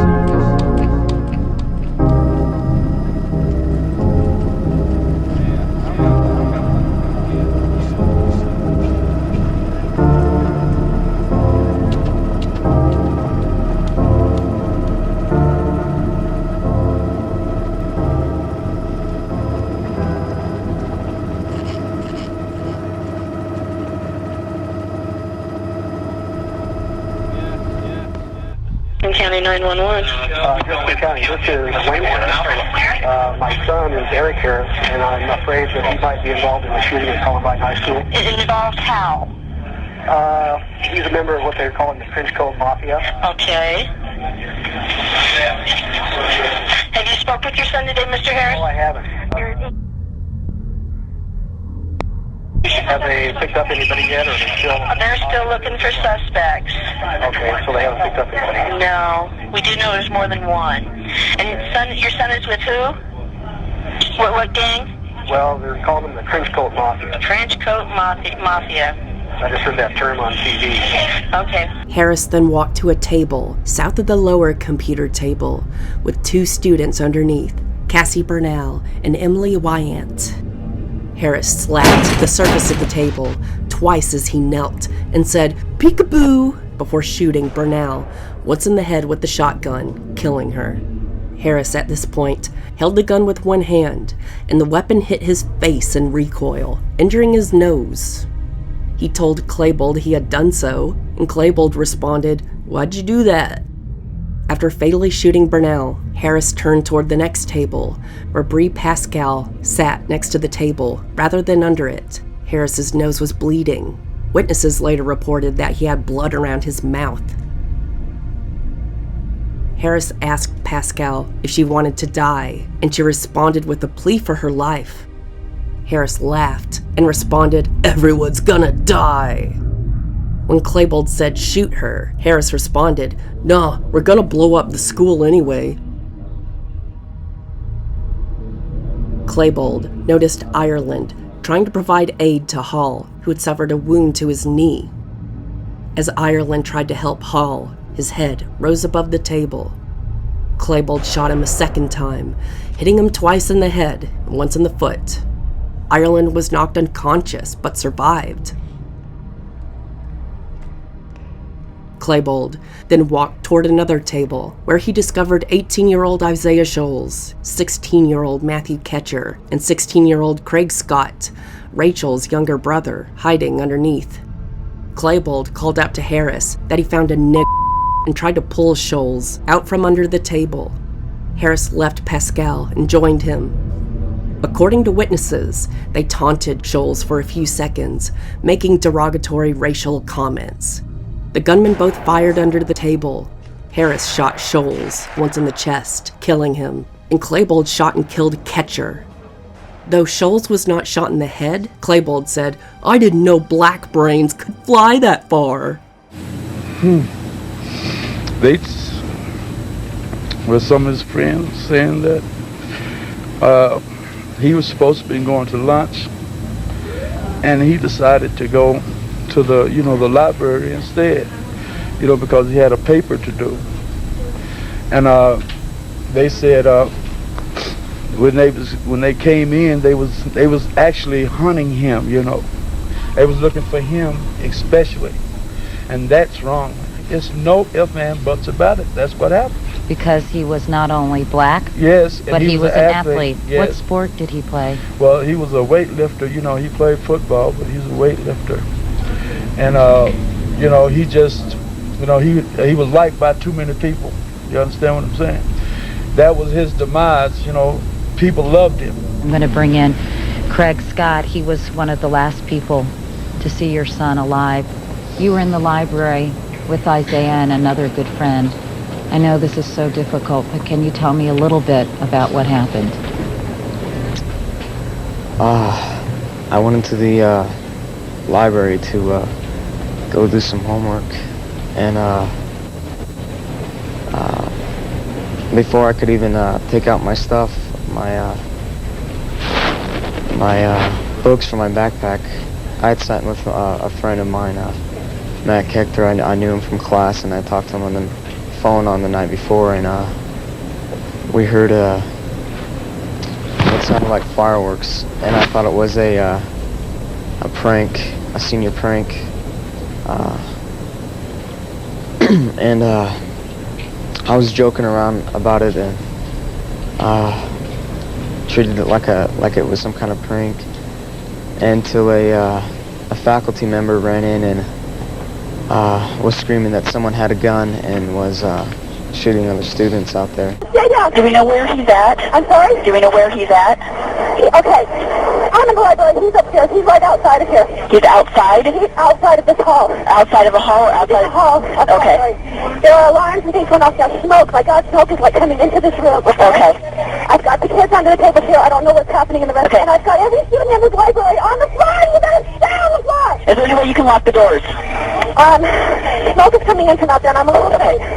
The gun is right outside the library door. Okay. I don't think I'm going to go out there. Okay. You're at Columbine High School. I got 3 children. Okay. We got it. Okay. I can't believe he's not out of the bullets. He just keeps shooting and shooting and shooting. Okay. Yeah, we've got a police officer on scene. I thought it was. Okay. Just try and keep the kids in the library calm. Yeah. Is there any way you can block the door so no one can get in? I do not. Okay. I guess I can try to go, but he's right outside that door. I'm afraid to go to the door. That's okay. That's where he is. I'm afraid to go there. Okay. That's okay. Okay. I told the kids to get on the floor. I told them to get under the table. All of the children are on the floor under the table. You ducked under the desk, Craig. Yeah, she told us to duck under the desk, and I just still didn't think it was real. I thought the teacher was in on it or something. It just didn't seem real. Oh God. And he was crying. He was like, woo, woo, woo. I know. Things are being shut off. I do not know who the student was. But I really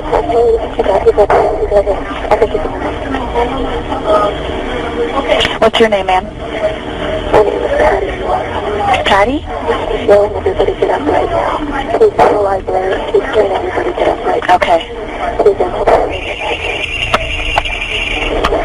I have him in the library shooting at students. He's a lady that I have in the library on the phone. Okay, try and keep as many people down as we can. Okay. And You pulled Isaiah under. You said, "Come on, get down." yeah, I saw Isaiah, and I really liked Isaiah. The first time I met him, he always made me laugh. Everybody that knew Isaiah, he was really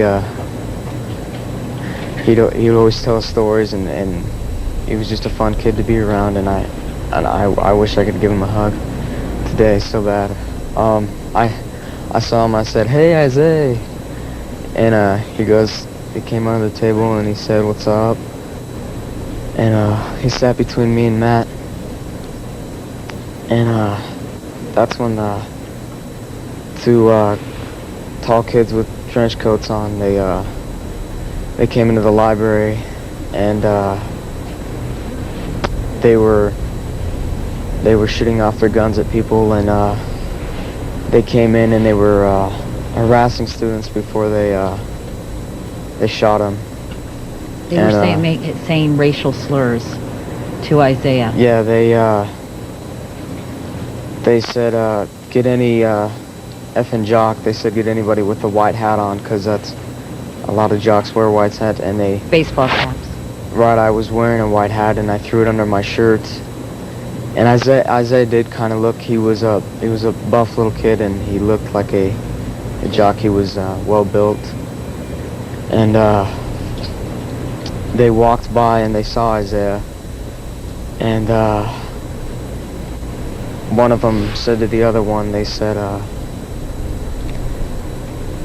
there's a N-word over here,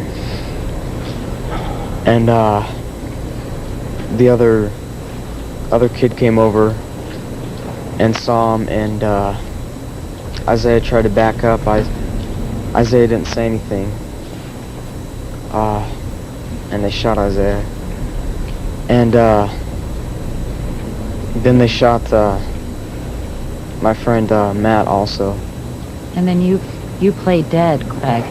Yeah, I just ended up laying on the floor. I was praying to God to give me courage and to keep protection over us, and he told me to get out of there. God told me to get out of there. Meanwhile, Scott was uninjured, lying in the blood of his friends, feigning death. Harris then yelled, "Who's ready to die next?"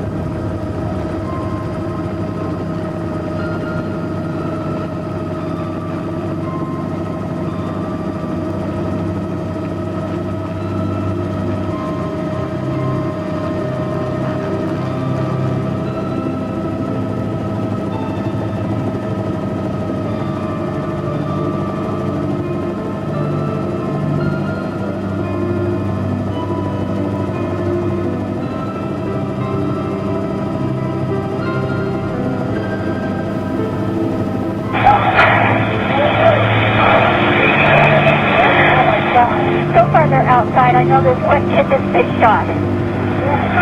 And there's still shots going on. Yeah, shots fired, one down.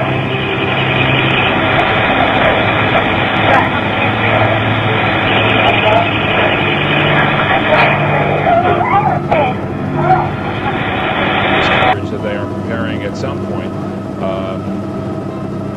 to go in as we continue to listen to KUSA from Denver. Police officers, numerous officers, including Denver, Lakewood, Jefferson County. So a dramatic rescue just a moment ago of some of the students at Columbine High that were trapped just a few minutes ago. Let's go back to Gary and Kyle. All right, Tony LaMonica, thanks very much. Jim Benham, and I've stepped in to give Gary Shapiro a much-deserved break. Tony, let me ask you, are you still with us? Go ahead, Jim, I'm with you. Tony, I know that Ginger Delgado is on the, I believe, the north side of the school. There is some sort of a triage area set up. We don't know if any of these students who have just been rescued will need that. Going out there to say no. Oh my God, that was really close. That just rattled me. Okay.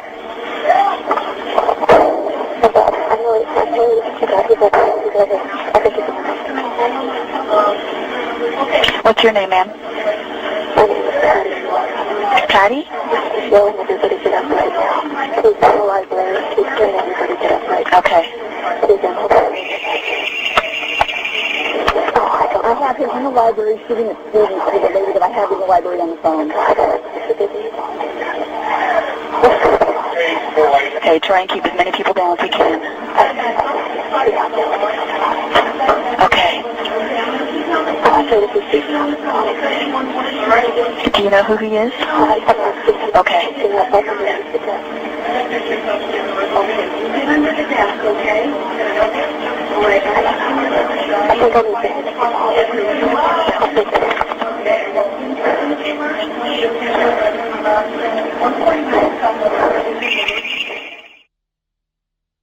That is the best situation in terms of safety for the children in those elementary schools. We want to put up this parent information line again. It's 303-982-6836. And please, we would like to emphasize that this is a parent information line. Apparently, they are being inundated by calls from other people who are wishing to get some information, but it has been set up for parents of Columbine High School students only. So if you would please allow the parents the right to use that line exclusively. They're trying to get a second line up at the moment. We'll let you know if and when they do and what that number may be. Let's also try to get an update on the victims of this situation. Where this would be happening. That's some yards down the road from here. So if, I can't confirm or deny anything with regard to gunshots. But Dan, we understand that earlier there was an explosion next to a residential fence in the area, but we still don't know if that is related to the school shooting. Well, that's right. We're still waiting to find out more details about exactly. And one of the things the police don't want you to know about that day is that on April 20th, while the executions are taking place, while these innocent children are being murdered in the library, the outside library door is propped open, and the policemen that are standing by their cars on the lawn outside are listening to these children be murdered, and they listen and they listen, and they never rescue them, and they let them be murdered. And no matter what they say, that's not acceptable. And when they talk about how they saved many kids that day, that's not true. Those kids saved themselves that came out of that school. They saved themselves. And as an example, Lisa Kreutz, a girl who was shot and lay on the floor in and out of consciousness, bleeding, and they rescued her. They got to her at about 3:45 in the afternoon, and she was still alive. She was just lucky she didn't bleed to death.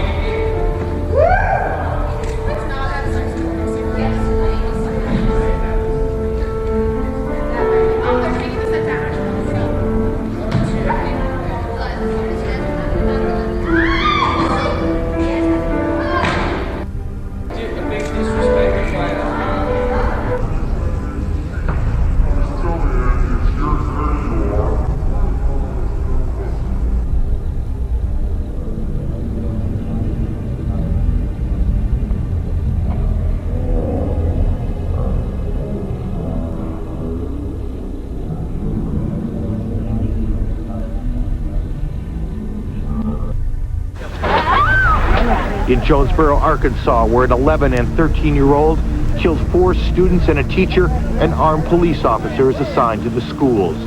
In Springfield, Oregon, where Kip Kinkle killed 2 classmates, wounded 20 others, 2 police officers patrol the grounds of the city's 2 high schools. And there are police officers in West Paducah, Kentucky schools after 3 were killed there. A tip line has been established for students who hear rumors, and there are cell phones and walkie-talkies placed around the schools. In all 3 places, communities chose not to put in maximum security measures, such as hidden cameras and metal detectors, because they didn't want their schools to feel like prisons, which may do more harm than good.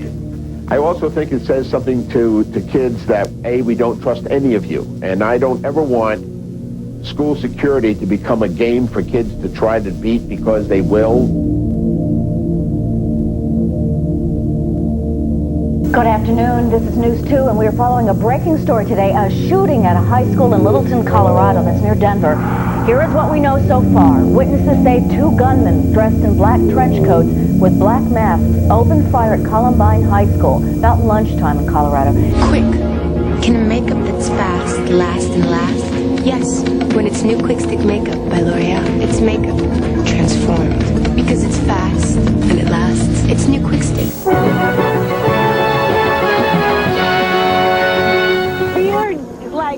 And we didn't know what it was, and then I looked out the window and there's this guy throwing like a pipe bomb at all the cars. She called hysterical. The first thing I thought, oh God, she wrecked her car at lunch, but of course it was much worse than that.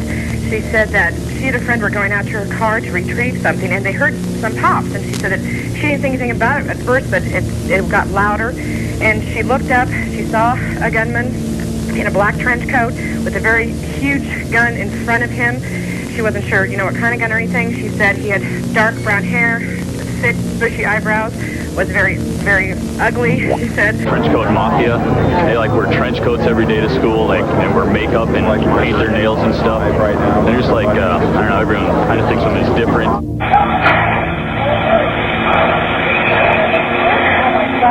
So far they're outside. I know there's one kid that's been shot. And there's still shots going on. And you could hear them laughing and running up the stairs, and they were shooting anyone of color wearing a white hat or playing a sport. And they didn't care who it was, and it was all at close range.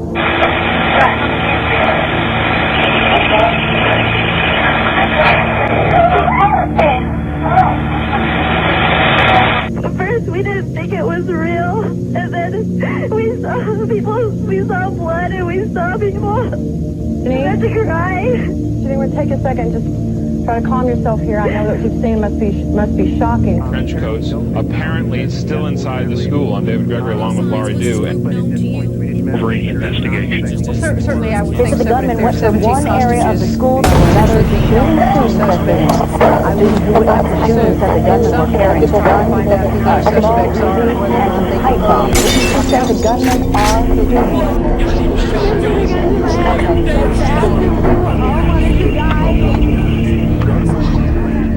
Needing to get interviews and quotes and information. We all look like a bunch of swarming insects trying to feast on this tragedy. Harris then yelled, "Who's ready to die next?"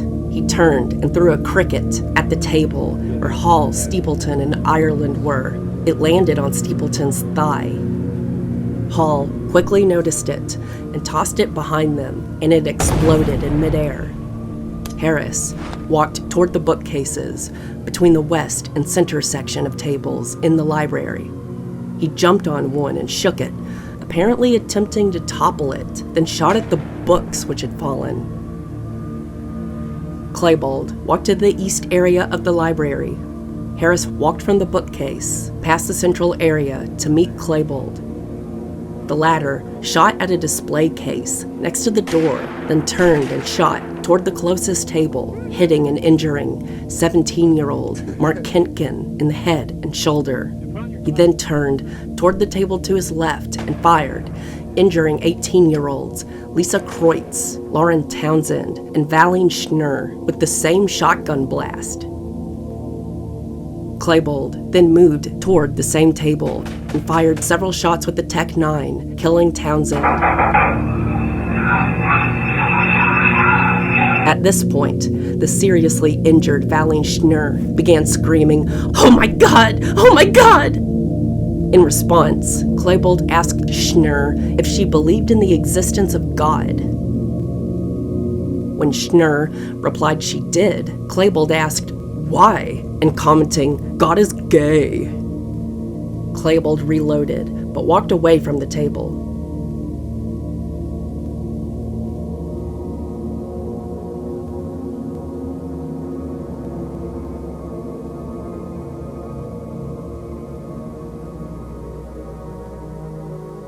Harris approached another table where two girls were hiding. He bent down to look at them and dismissed them as pathetic. Harris then moved to another table where he fired twice, injuring 16-year-olds Nicole Nolan and John Tomlin. Tomlin moved out from under the table. Klebold shot him repeatedly, killing him. Harrison walked back over to the other side of the table where Townsend lay dead. Behind the table, 16-year-old Kelly Fleming had, like Bree Pascal, sat next to the table rather than beneath it due to the lack of space. Harris shot Fleming with a shotgun, hitting her in the back and killing her. He shot at the table behind Fleming, hitting Townsend, who was already dead, Kreutz again, and wounding 18-year-old Gianna Park. The shooters moved to the center of the library, where they reloaded their weapons at a table.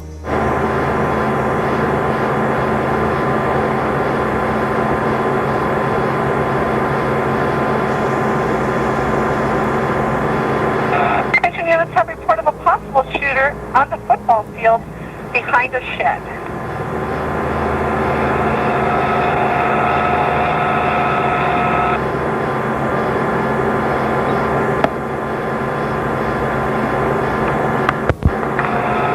Headquarters to any deputy on scene with a long arm. I got shot. 49, I copy.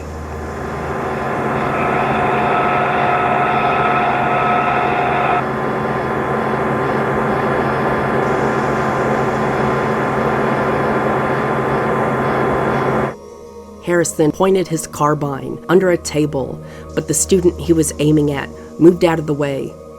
Harris turned his gun back on the student and told him to identify himself. It was John Savage, an acquaintance of Klebold's. That's it. You're sitting here the entire commission.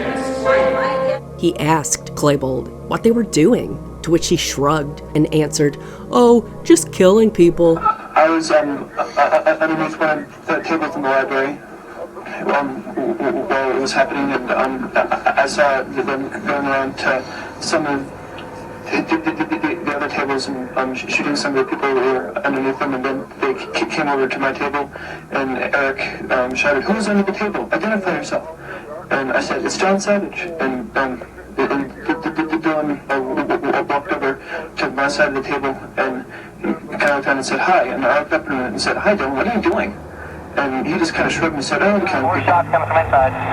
More shots from inside at 11:36. Savage asked if they were going to kill him. Klebold said no and told him to run. Savage fled, escaping through the library's main entrance and through the cafeteria.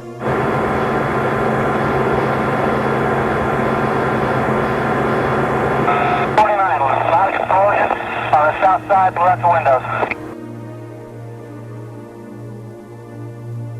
Okay, we have a large explosion on the south side of the school that blew out the windows of the school.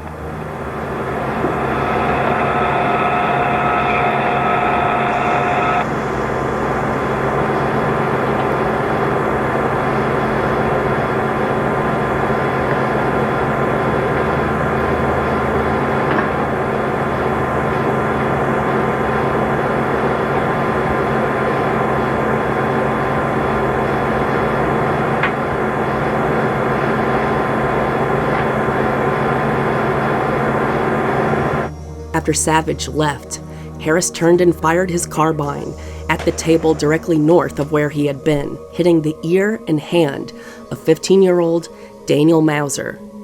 Mauser retaliated by either shoving a chair at Harris or grabbing at his leg. Hell yeah, Team Daniel Mauser, fuck Eric up. Harris fired again and hit Mauser in the center of his face at close range, killing him. Harris then moved south and fired 3 shots under another table, critically injuring 2 17-year-olds, Jennifer Doyle and Austin Eubanks. Klebold then shot once, fatally wounding 17-year-old Corey DePuter at 11:35. There were no further victims. They had killed 10 people in the library and wounded 12. Klebold was quoted as saying they might start knifing people, but they never did. They headed toward the library's main counter. Harris threw a Molotov cocktail toward the southwestern end of the library, but it failed to explode. They converged close to where Todd had moved after having been wounded. Klebold pulled the chair out from the desk. Then he pointed his Tech 9 at Todd, who was wearing a white hat.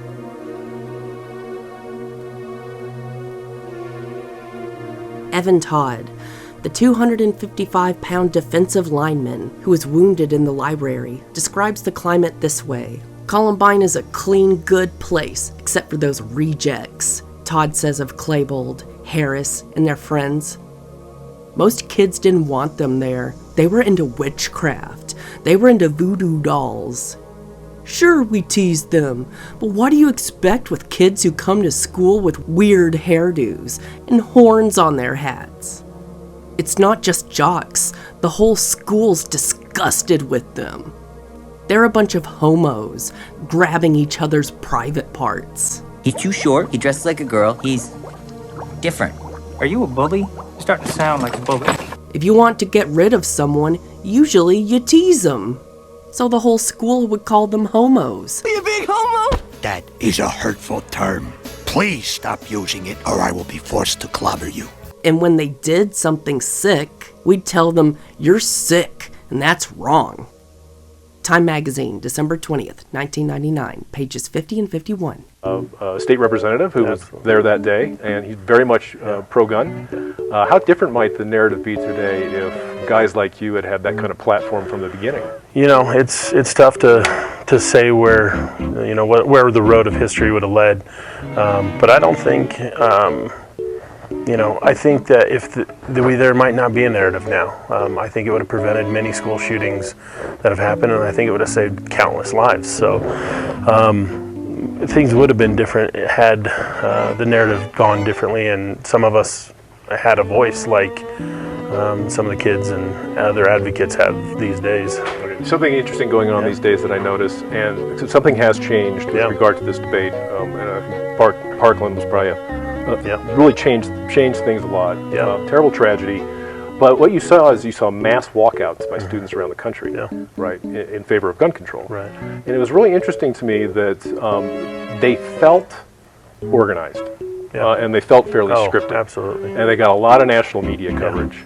But what didn't get a lot of coverage and what didn't feel scripted was around the country there were a few walkouts by students in favor of gun rights. Quite a few. And it certainly feels like one got more mainstream media attention than the other. You agree? I absolutely agree. The mainstream media has an ideology and an agenda to push a certain narrative, and you know, and I've been cut off many times on interviews, talk shows, because.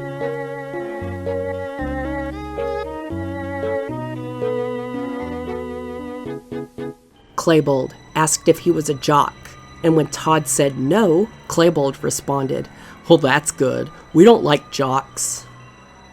Klebold then demanded to see his face. Todd partly lifted his hat so his face would remain obscured. When Klebold asked Todd to give him one reason why he should not kill him, Todd said, "I don't want trouble." Klebold responded back angrily, "Trouble? You don't even know what fucking trouble is!" Todd tried to correct himself. "That's not what I meant. I mean, I don't have a problem with you guys. I never will and I never did." Klebold then told Harris he was going to let Todd live, but that Harris could kill him if he wanted. Harris appeared to pay no attention and stated that he and Klebold should head to the cafeteria. Klebold fired into an open library staff break room, hitting a small television. When Harris was walking away, Klebold said, "One more thing," then picked up the chair beside the library counter under which Patty Nielsen was hiding and slammed the chair down on top of the computer terminal and library counter. Klebold joined Harris at the library entrance, because he's a little fucking bottom. The two walked out of the library at 11:36. Cautiously, fearing the shooter's return, 10 injured and 29 uninjured survivors began to evacuate the library through the north emergency exit door, which led to the sidewalk next to the west entrance. Casey Rugzegger was evacuated from the library by Craig Scott. Had she not been evacuated at this point, Rugzegger would likely have bled to death from her injuries. He told me to get out of there. God told me to get out of there. And I got up and everybody was in shock. And I told everybody, let's get out of here. Let's run out of here. And they all got up and some girl asked me to help her. Her arm was, she had a chunk of her shoulder was blown off by a shotgun. And some kind of rifle, some bigger weapon, and I helped her get out. She was bleeding all over the place and her bone was showing, and I helped her get out. And the kids were so nervous they ran into a room and the exit was right in front of us. They were so shocked they just all ran into a room and then they realized to run out the exit, and that's when we ran out to through the exit and to the cops. Patrick Ireland, unconscious, and Lisa Kreutz, unable to move, remained in the building. Patty Nielsen crawled into the exterior break room into which Klebold had earlier fired shots and hid in a cupboard.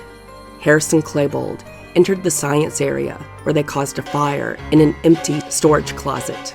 It was extinguished by a teacher who had hidden in an adjacent room. The gunmen then proceeded toward the south hallway where they shot into an empty science room.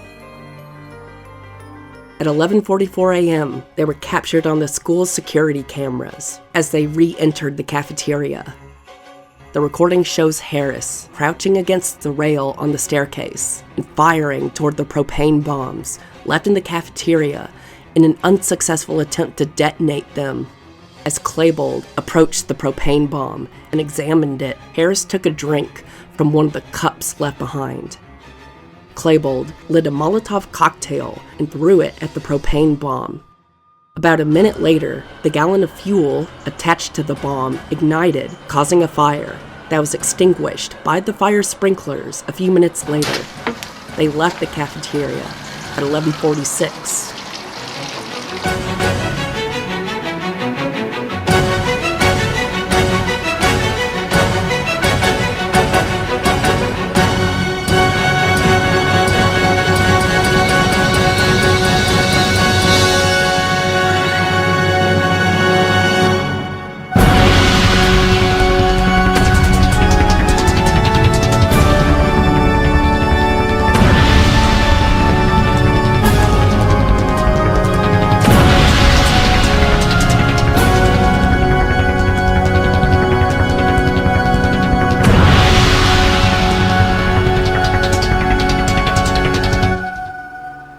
There were, I would say, at least 9 kids here. I mean, there were 4 or 5 over there. There were 2 or 3 over there. We saw one over there that ended up going up in a helicopter. The emotion was incredible. It's hard for a parent to see the parents who came.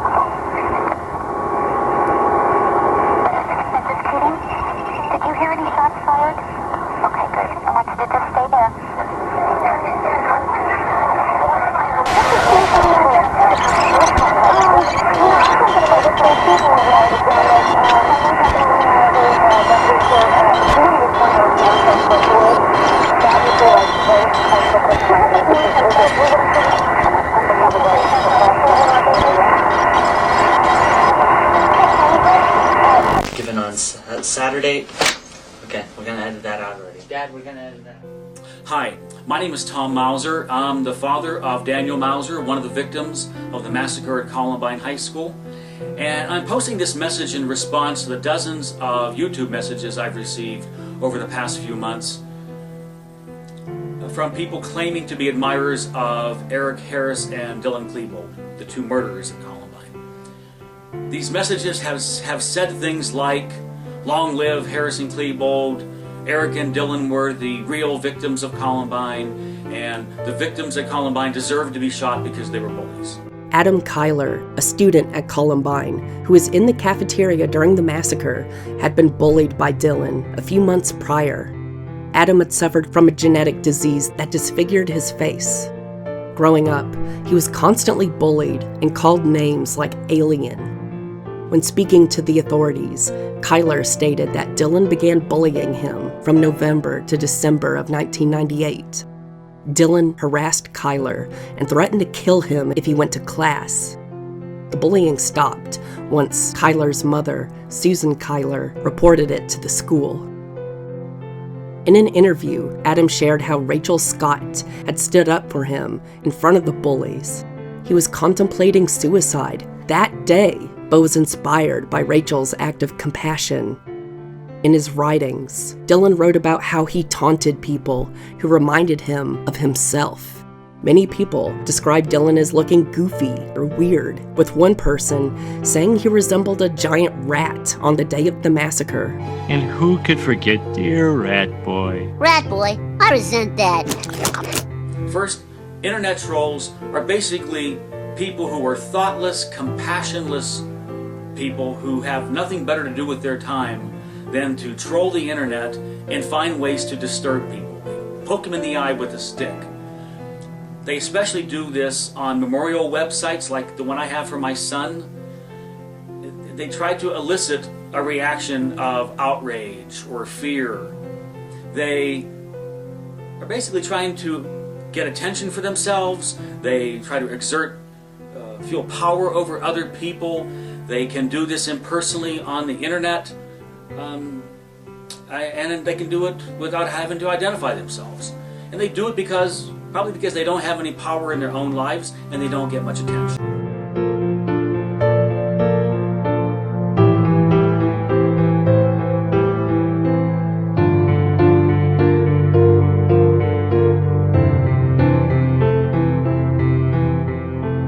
Hello, everyone. These are the words of wisdom from Reb. This page explains the various things in this world that annoy the shit out of me. God, I love freedom of speech. Keep in mind that these are just my points of view and may or may not reflect on anyone else. I do swear a lot in this page, so fuck off if you're a pussy who can't handle a little goddamn bad language. Hee hee. God, he actually said hee hee. And now to get started. You know what I hate? When I'm walking around in a mall and there is a slow as shit person walking in front of me. God damn it, I'm trying to get somewhere. So move it or lose it, bitches. Know what I hate? When there is a group of assholes standing in the middle of a hallway or walkway and they're just standing there talking and blocking my fucking way. Get the fuck out of the way or I'll bring a friggin' sawed-off shotgun to your house and blow your snotty head off. You know what else I hate? John Bonet, however the fuck you spell her spoiled ass last name, Ramsey. We don't care. Good fucking riddance. What the fuck do you expect? If you fucking put your kid in all these beauty pageants when she's 4 years old, slut. I bet her damn dad did it. Fucking perv. But 5 people hospitalized, 14 injured. It's also believed one of those injured, at least one, is an adult. And the important thing to note is it's still going on. Again, at least 2 gunmen are inside that school right now, so the exercise is how to get them out of there without anybody else getting hurt. At 12 o'clock p.m., Harrison Klebold re-entered the library, which was empty of survivors, except for the unconscious Ireland and the injured Kreutz. Once inside, At 12:02 p.m., police were shot at again through the library windows and returned fire. Nobody was injured in the exchange. By 12:05, all gunfire from the school had ceased. By 12:08 p.m., both gunmen had killed themselves. You know what I hate? Stupid people! Why must so many people be so stupid? You know what I love? Natural selection. God damn, it's the best thing that ever happened to the earth. Getting rid of all the stupid and weak organisms. Organisms is spelled wrong. But it's all natural.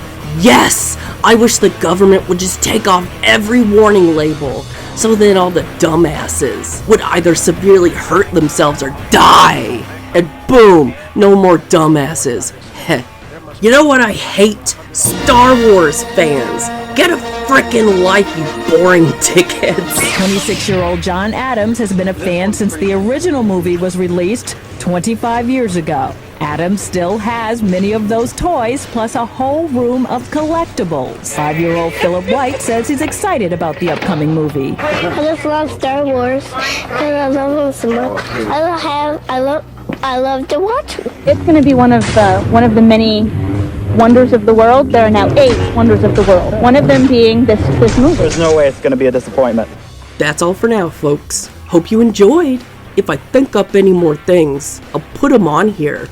And sorry if I offended you, but if I did, that means you are one of the people that I mentioned that I hate. So I guess I'm not sorry, you asshole. Harris sat down with his back to a bookshelf and fired his shotgun through the roof of his mouth. Claybold went down on his knees and shot himself in the left temple with his Tech 9. An article by the Rocky Mountain News stated that Patty Nielsen overheard them shout 1, 2, 3 in unison just before a loud boom. Nielsen later said that she had never spoken with either of the writers of the article.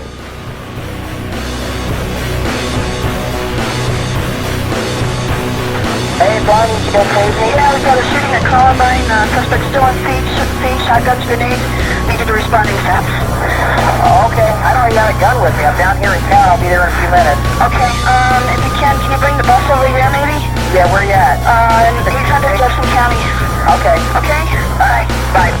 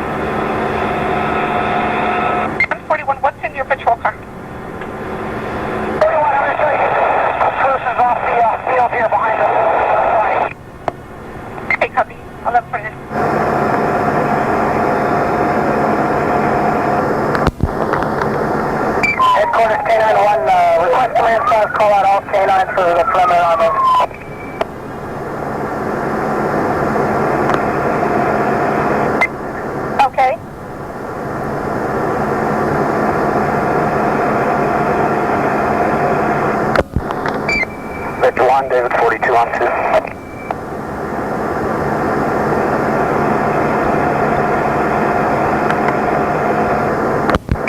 Victor 1, David 42 on 2. Patrick Ireland had regained and lost consciousness several times after being shot by Claybold. Paralyzed on his right side, he crawled to the library windows, where, on live television at 2:38 p.m., he stretched out the window, intending to fall into the arms of 2 SWAT team members standing on the roof of an emergency vehicle, but instead falling directly onto the vehicle's roof in a pool of blood. They have no idea where the suspects are inside the school, where the students who they believe are still inside, where they are, although, as Wayne had mentioned, they had centered their attention on the auditorium area. There you see they've taken a fire truck. Whether the sheriff's police were slow or simply cautious, by the time they began clearing the school, camera crews and reporters were in place, recording the unfolding and painful drama and broadcasting it live. So they can get a little bit driven by or not. I don't know if we can go back to that picture or not, but as you can obviously see, there are still some students in that situation. You can see the SWAT team obviously has been able to extricate that person from the building. He became known as the boy in the window. The team members, Don Kramer and John Romanek, were later criticized for allowing Ireland to drop more than 7 feet to the ground while doing nothing to ensure he could be lowered to the ground safely or break his fall. You have one faculty member that's been shot? Yeah, he was shot and apparently he is bleeding out of the mouth. At 2:15 p.m., students placed a sign in the window, "One bleeding to death," in order to alert police and medical personnel of Dave Sanders' location in the science room. Police initially feared it was a ruse by the shooters. A shirt was also tied to the doorknob. At 2:30, this was spotted, and by 2:40, SWAT officers evacuated the room of students and called for a paramedic. Hansey and Starkey were reluctant to leave Sanders behind. By 3 o'clock, the SWAT officers had moved Sanders to a storage room, which was more easily accessible. As they did so, a paramedic arrived and found Sanders had no pulse. He had died of his injuries in the storage room before he could receive medical care. Lisa Kreutz, shot in the shoulder, arms, hand, and thigh, evacuated at 3:22 p.m., along with Patty Nielsen, Brian Anderson, and the 3 library staff who had hidden in the rooms adjacent to the library. Officials found the bodies in the library by 3:30.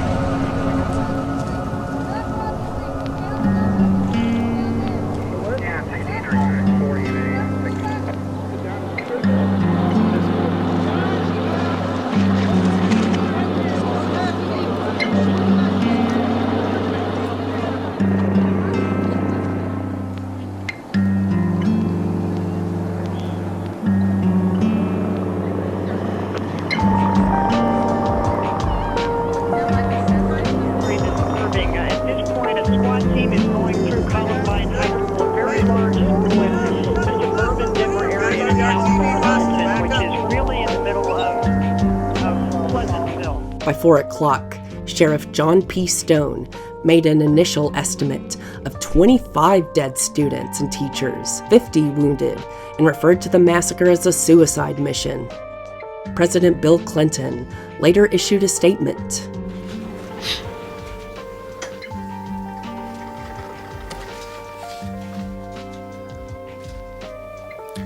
I want to begin by saying that Hillary and I are profoundly shocked and saddened by the tragedy today in Littleton, where two students opened fire on their classmates before apparently turning their guns on themselves.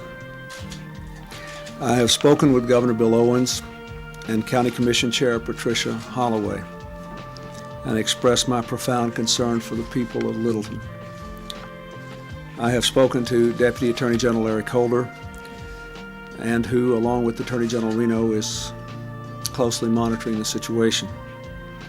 I've asked the Attorney General and the Secretary of Education to stand ready to assist local law enforcement, the schools, the families, the entire community during this time of crisis and sorrow.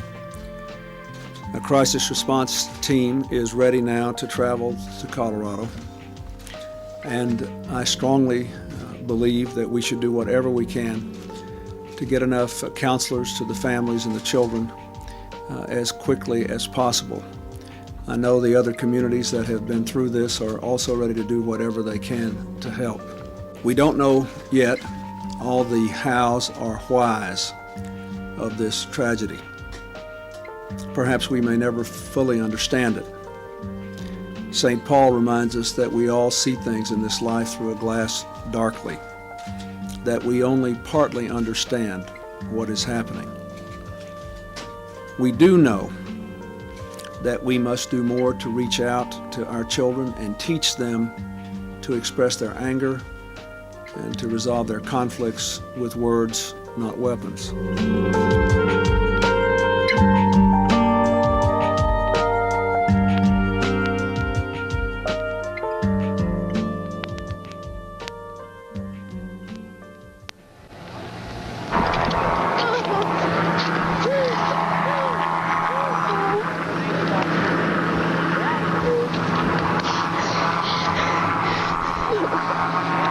You're okay. If your parents aren't here, we can bring you home. That's okay. Aw, please. Okay. Okay. Let's go home.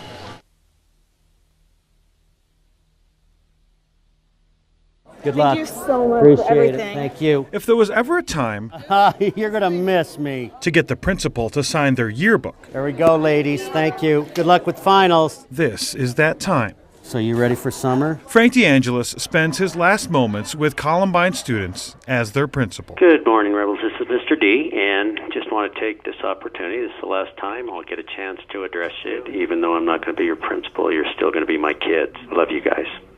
Good luck.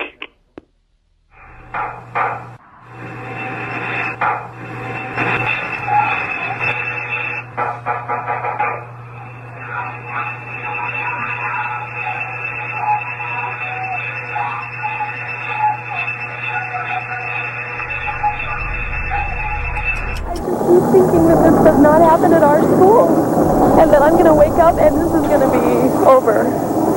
Because, God, not at Columbine, you know? It happens in some other school somewhere else. It doesn't happen here. Well, right now we're told that the bodies will not likely be brought out until late tomorrow morning or even early tomorrow afternoon.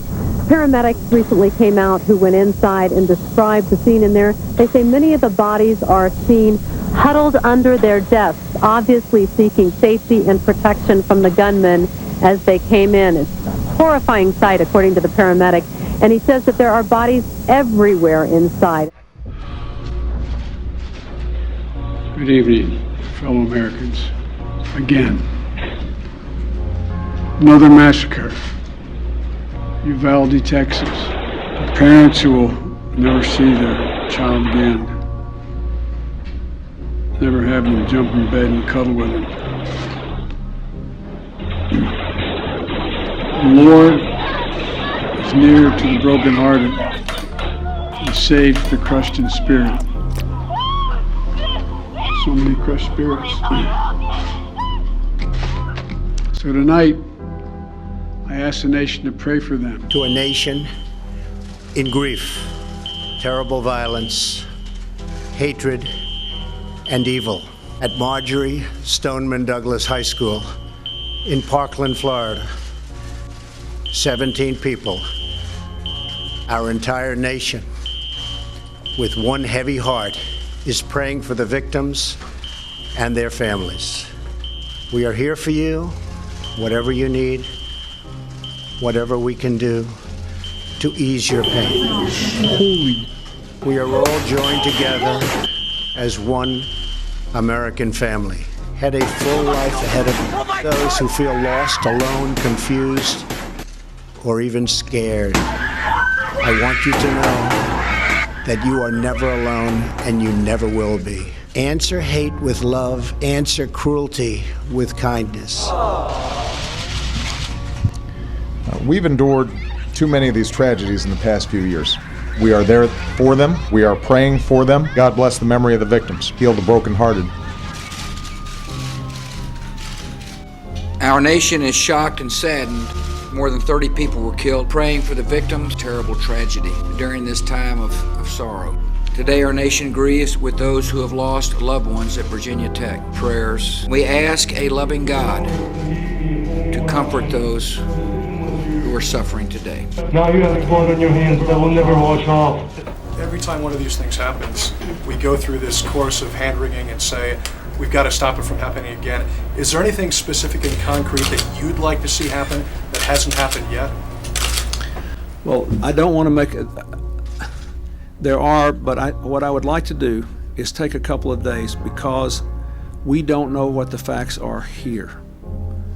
And keep in mind, the community is an open wound right now. They have suffered as much as anyone can suffer, but I think anything I say tonight could only add to the pain of the people in Littleton and not serve to solve the problems. We have 13 or 14 students that have been shot at Columbine High School. Minutes after students scattered from the high school, many sought safety at the nearby library. Where do I go? Which way do I go? There, okay. Okay, here's a list of people. I need to start reading names. Amy Stone, Chris Carlstad. Kids signed in as they arrived. Parents and students scanned the crowd and the list. You're waiting for a list. They're going to fax this one within a few minutes. And did all they could do. Wait. Well, obviously, it's been a very traumatic day for both students and parents here at Columbine High School, and the trauma will not end tonight. It will continue for days to come. Eric Harris is one of the suspects, a student at Columbine High School. The identity of the second suspect has not been confirmed by police. With me now, Reverend Joel Miller, who's the minister of the Columbine Unitarian Church. Most of my parents are stunned. They really don't know what to think or what even to feel yet. It's a tragedy of such magnitude for us here in this community. Children feel powerless, they get into fights. It's always happened. When I was a kid, kids would get into fights. What they didn't have were guns. The fights weren't good. It's not good that fights happen. They happen. People learn how to control their anger, hopefully, as they become adults. But when our children have access to guns, a childhood tussle becomes murder. I can hear the emails coming at the moment. I get a lot of them. And a lot of our viewers are saying right now, guns don't kill people, people kill people. And furthermore, we're kind of in a position now where there are more guns than human beings. Since today we can't get rid of the guns, what can we do to try and keep this from happening somewhere out there tomorrow? It's true that the guns don't kill people. The guns represent a belief that use of power will solve our problems. And really, the guns are out there and they'll always be out there. What we need to do is to care for each other as neighbors. We need to be good neighbors across faith. Muslims and Jews and Christians and atheists, all people of all these faiths in our community, of all backgrounds, they need to look to each other for support. They need to look to each other and say, my power is in my friendship with a neighbor, not in a handgun, not in a concealed gun. In the wake of the shooting, victims Rachel Scott and Cassie Burnell came to be regarded as Christian martyrs by evangelical Christians.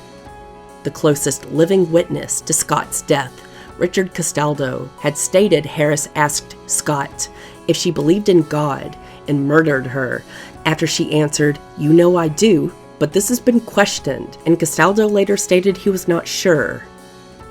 Considerable media attention focused upon Bernal, who had been killed by Harris in the library, and who Harris was reported to have asked, "Do you believe in God?" immediately prior to her murder. He won't let you go, although the seasons change.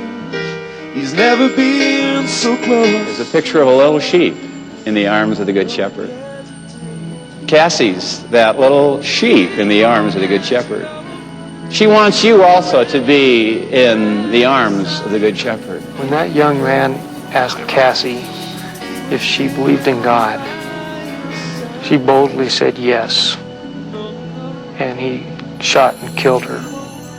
She may have been 17, but she's probably a better woman than I will ever be. Cassie was one of the strongest Christians I've ever known, and the fact that she did that was completely not surprising at all. I knew that she was so willing to die for Christ because that was her love in her life. And I just thank God, that she went out that way, that she went out a martyr, and she went out and dying for what she believed. The fact that she died for everything she ever believed in is just amazing.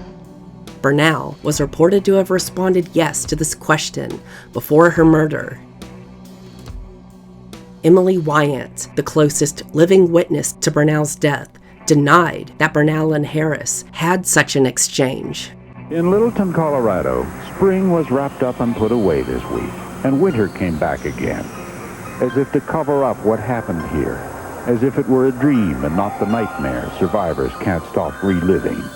I kept hearing the breathing of kids around me. Joshua Lapp thought Bernal had been queried about her belief, but he was unable to correctly point out where Bernal was located and was closer to survivor Valin Schnurr during the shootings. Likewise, another witness, Craig Scott, claimed the discussion was with Bernal. However, when asked to indicate where the conversation had been coming from, he pointed to where Schnurr was shot. Schnurr herself claims that she was the one questioned as to her belief in God. When asked, she professed her faith to one of the killers. A lot of people questioned what I believed, and knowing what happened that day and the injuries I sustained and being able to survive, it made it a lot easier to say what I believed and to move on from there and still and have the greater faith that I do today. She still has painful flashbacks to that day and her physical injuries and several surgeries that cut her ability to concentrate on her schoolwork. That makes it very difficult, but there's been so many good things that you try not to focus on that. Like her baby brother. The family sees his birth as symbolic of their healing.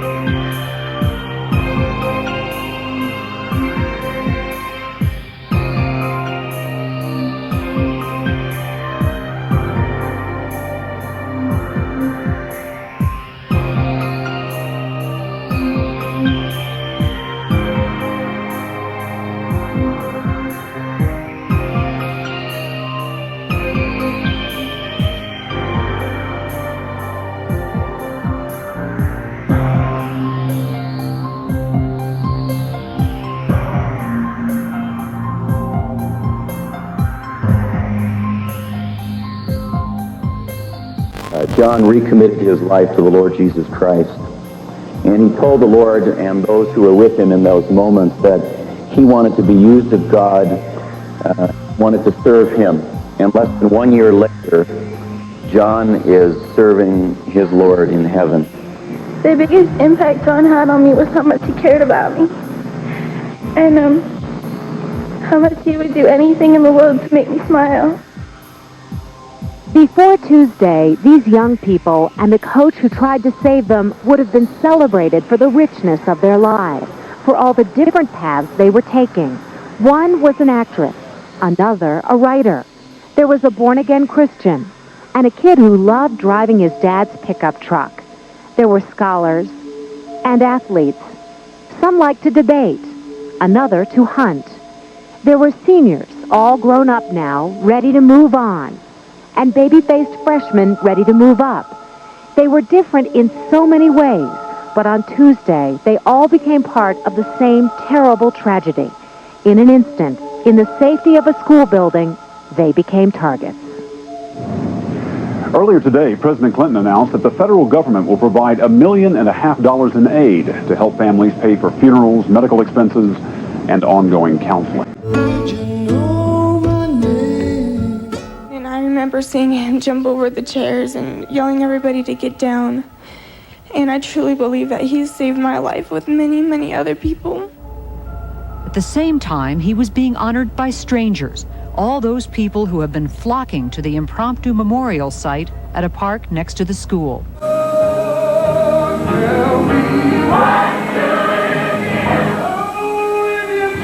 This was Columbine's final goodbye. And it seems like you can't make it through. Shot to death in the library, witnesses say, because he was an athlete and black. The Lord gave, and the Lord hath taken away. Isaiah Sholes died in a room that was filled with hate and darkness, but now he lives in a beautiful heavenly room filled with light and beauty. Most Americans are saddened by what happened at Columbine, but we should not be shocked, for we knew that America had sown the seeds of violence, and our children are reaping the first fruits of that violence.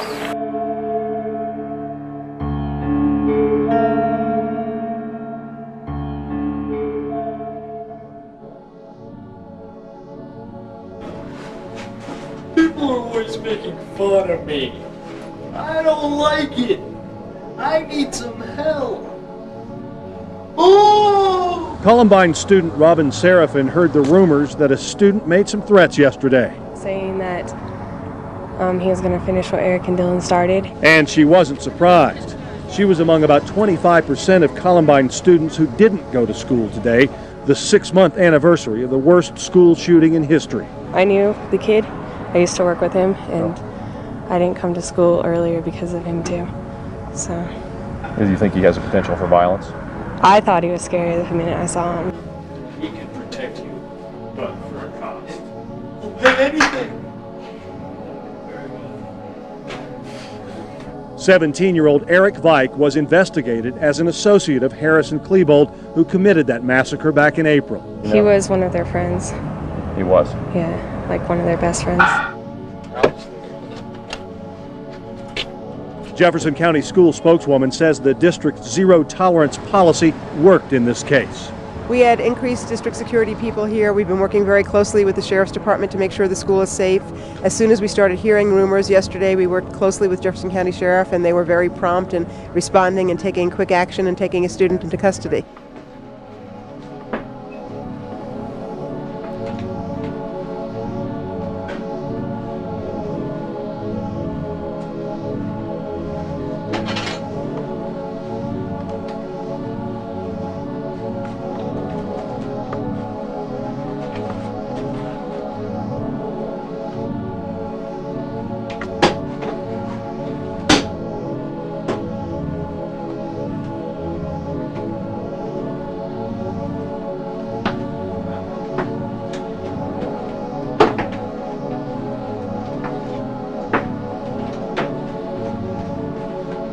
Parents were sent notification of the incident through district channels. Vike is being held on $500,000 bond on a felony charge of inciting destruction of life or property. He's also suspended and faces expulsion hearing. Late today, a police bomb squad removed suspected explosives from the home of alleged killer Dylan Klebold and took them, along with suspicious bomb materials found at the school, to a site where they could safely be exploded. But it was 18-year-old Eric Harris who authorities believe masterminded and led the brutal assault on Columbine High School before taking his own life. 17-year-old Dylan Klebold, the other suspected killer who committed suicide, authorities say was merely a Harris follower. I did not think they would actually do something like this.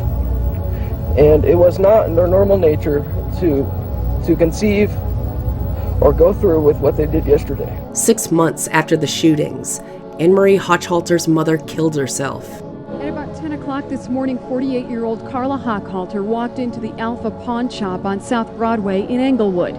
She had bullets in her pockets. She asked to buy a handgun, and the salesman handed her an unloaded .38 revolver. And then he started to do a background check. He turned briefly, and it was during this time that the victim apparently took some ammunition that she carried with her in the store. She took this ammunition and loaded the gun. She fired 2 rounds. She shot off 1 round, which hit a wall inside the store. Luckily, nobody was hurt or injured. And the second round, of course, was a self-inflicted gunshot wound to the head, which did prove fatal. Hochhalter's daughter is 17-year-old Anne-Marie Hochhalter. She was shot in the chest and suffered spinal cord damage during the massacre at Columbine High School. Hochhalter died on February 16, 2025. According to Hochhalter's dad, she died due to medical complications from the paralysis and injuries sustained during the shooting. Several former students and teachers had PTSD.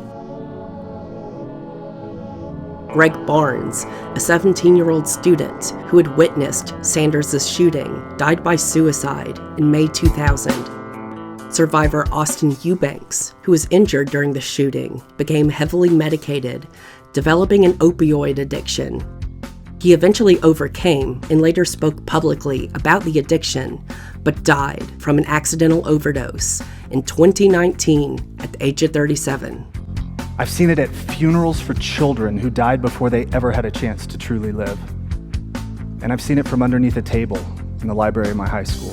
Whoever you are, whatever you're going through, in whatever way you might be going through it, just know this. In order to heal it, you have to feel it. We're not going to solve the addiction pandemic overnight, but we will make progress when people start to understand the difference between physical and emotional pain and then choose to do something about it. In recovery, we often say, you keep what you have by giving it away.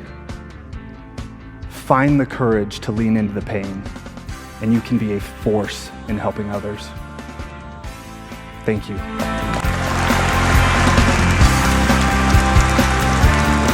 After struggling for years, he finally became sober, put his life back together, and reconnected with his sons, who he had lost contact with for 2 years.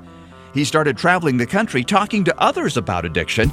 He was in Florida 4 days ago. I'm still a person that is healing from trauma, but I do make myself available if anybody reaches out. Today, we learned about Eubanks' sudden death. His family sending a statement saying, unfortunately, Austin lost his battle with the very disease he fought so hard to help others face. Helping to build a community of support is what meant the most to Austin, and we plan to continue his work. In the immediate aftermath, conspiracy theories and unfounded claims were made by several anti-government movements and extremist religious and political movements, such as the Westboro Baptist Church, Gospel preacher, and televangelist Jerry Falwell Sr.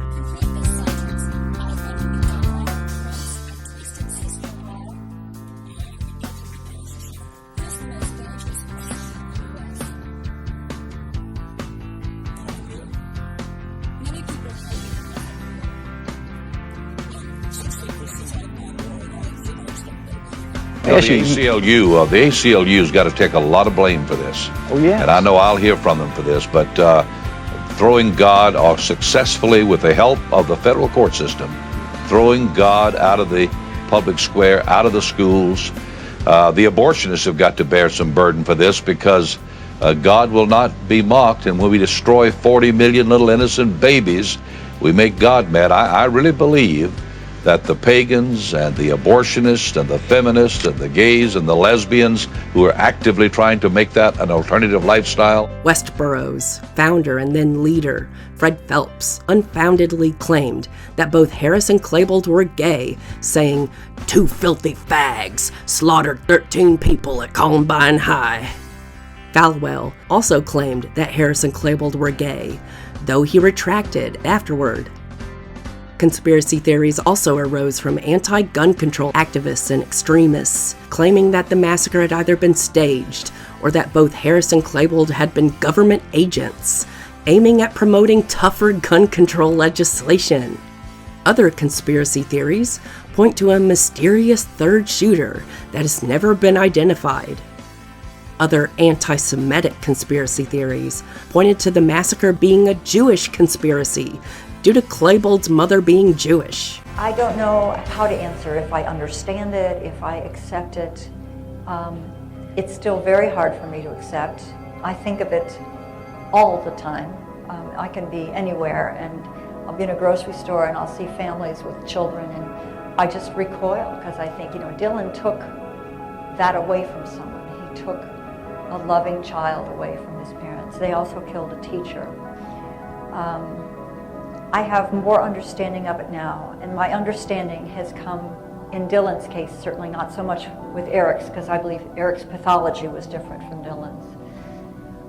But murder-suicide is a subset of suicide, and I believe that certainly feelings of victimization very quickly can lead to violence, and I think Dylan perceived that he was a victimized person at the school. I think that was his perception. We could argue whether or not it was justified. I believe he experienced bullying and rough treatment, but that was a pretty toxic school, and a lot of people were treated badly there. It's very hard for me to say, yes, I can understand this, because I don't want it to seem that I can justify this. I can say, well, yes, it's understandable that this happened. It's not understandable. But what I do feel is that Dylan was not in his right mind when he did this. Political commentator and conspiracy theorist Alex Jones once implied that the U.S. government had perpetuated Columbine and has claimed that the Columbine school shootings were 100% false flag and turned the freaking frogs gay. Daniel was 15. He was a sophomore, a Boy Scout, piano player. What I most admired about him was that he took on his weaknesses. He was not at all athletic, and yet he joined the cross-country team at Columbine. He was extremely shy. He chose on his own to join the debate team at Columbine. And in fact, that's what really inspired me, because I'm more introverted than I'm extroverted. It's difficult for me, and yet I had to take that lesson from him that, he took that step, so I have to take that step, and that's my way of honoring him. 2 weeks before the shooting at Columbine, my son Daniel brought up something he had heard in his debate class, just in conversation. He said, "Dad, did you know there were loopholes in the Brady Bill?" Brady Bill is the law that requires background checks. And I just kind of blew it off. I said, "No, I didn't know about that, Daniel." 2 weeks later, he was killed with a gun that was purchased through a loophole in the Brady Bill. I guess if it had been illegal, if I had known that it was illegal, I wouldn't have gone. Which brings us to the question why you went. Why were you needed there? I was 18 and they were both 17 at the time. So it was legal to purchase a gun if someone 18 years old was there? Yes. And they actually paid for the guns, or did you? It was their money, yes. All I did was show a driver's license. But this happened, as I gather, in December, last Yes. December, which would be 3-4 months before the incident at Littleton. What did they tell you they wanted the guns for? They really didn't say anything in particular. I just kind of assumed they were either hunting or collection. I mean, it was just the type of thing that they were into, I guess. Get here? Yeah. What'd it do? Look at the top of the thing. Lead pellets all around.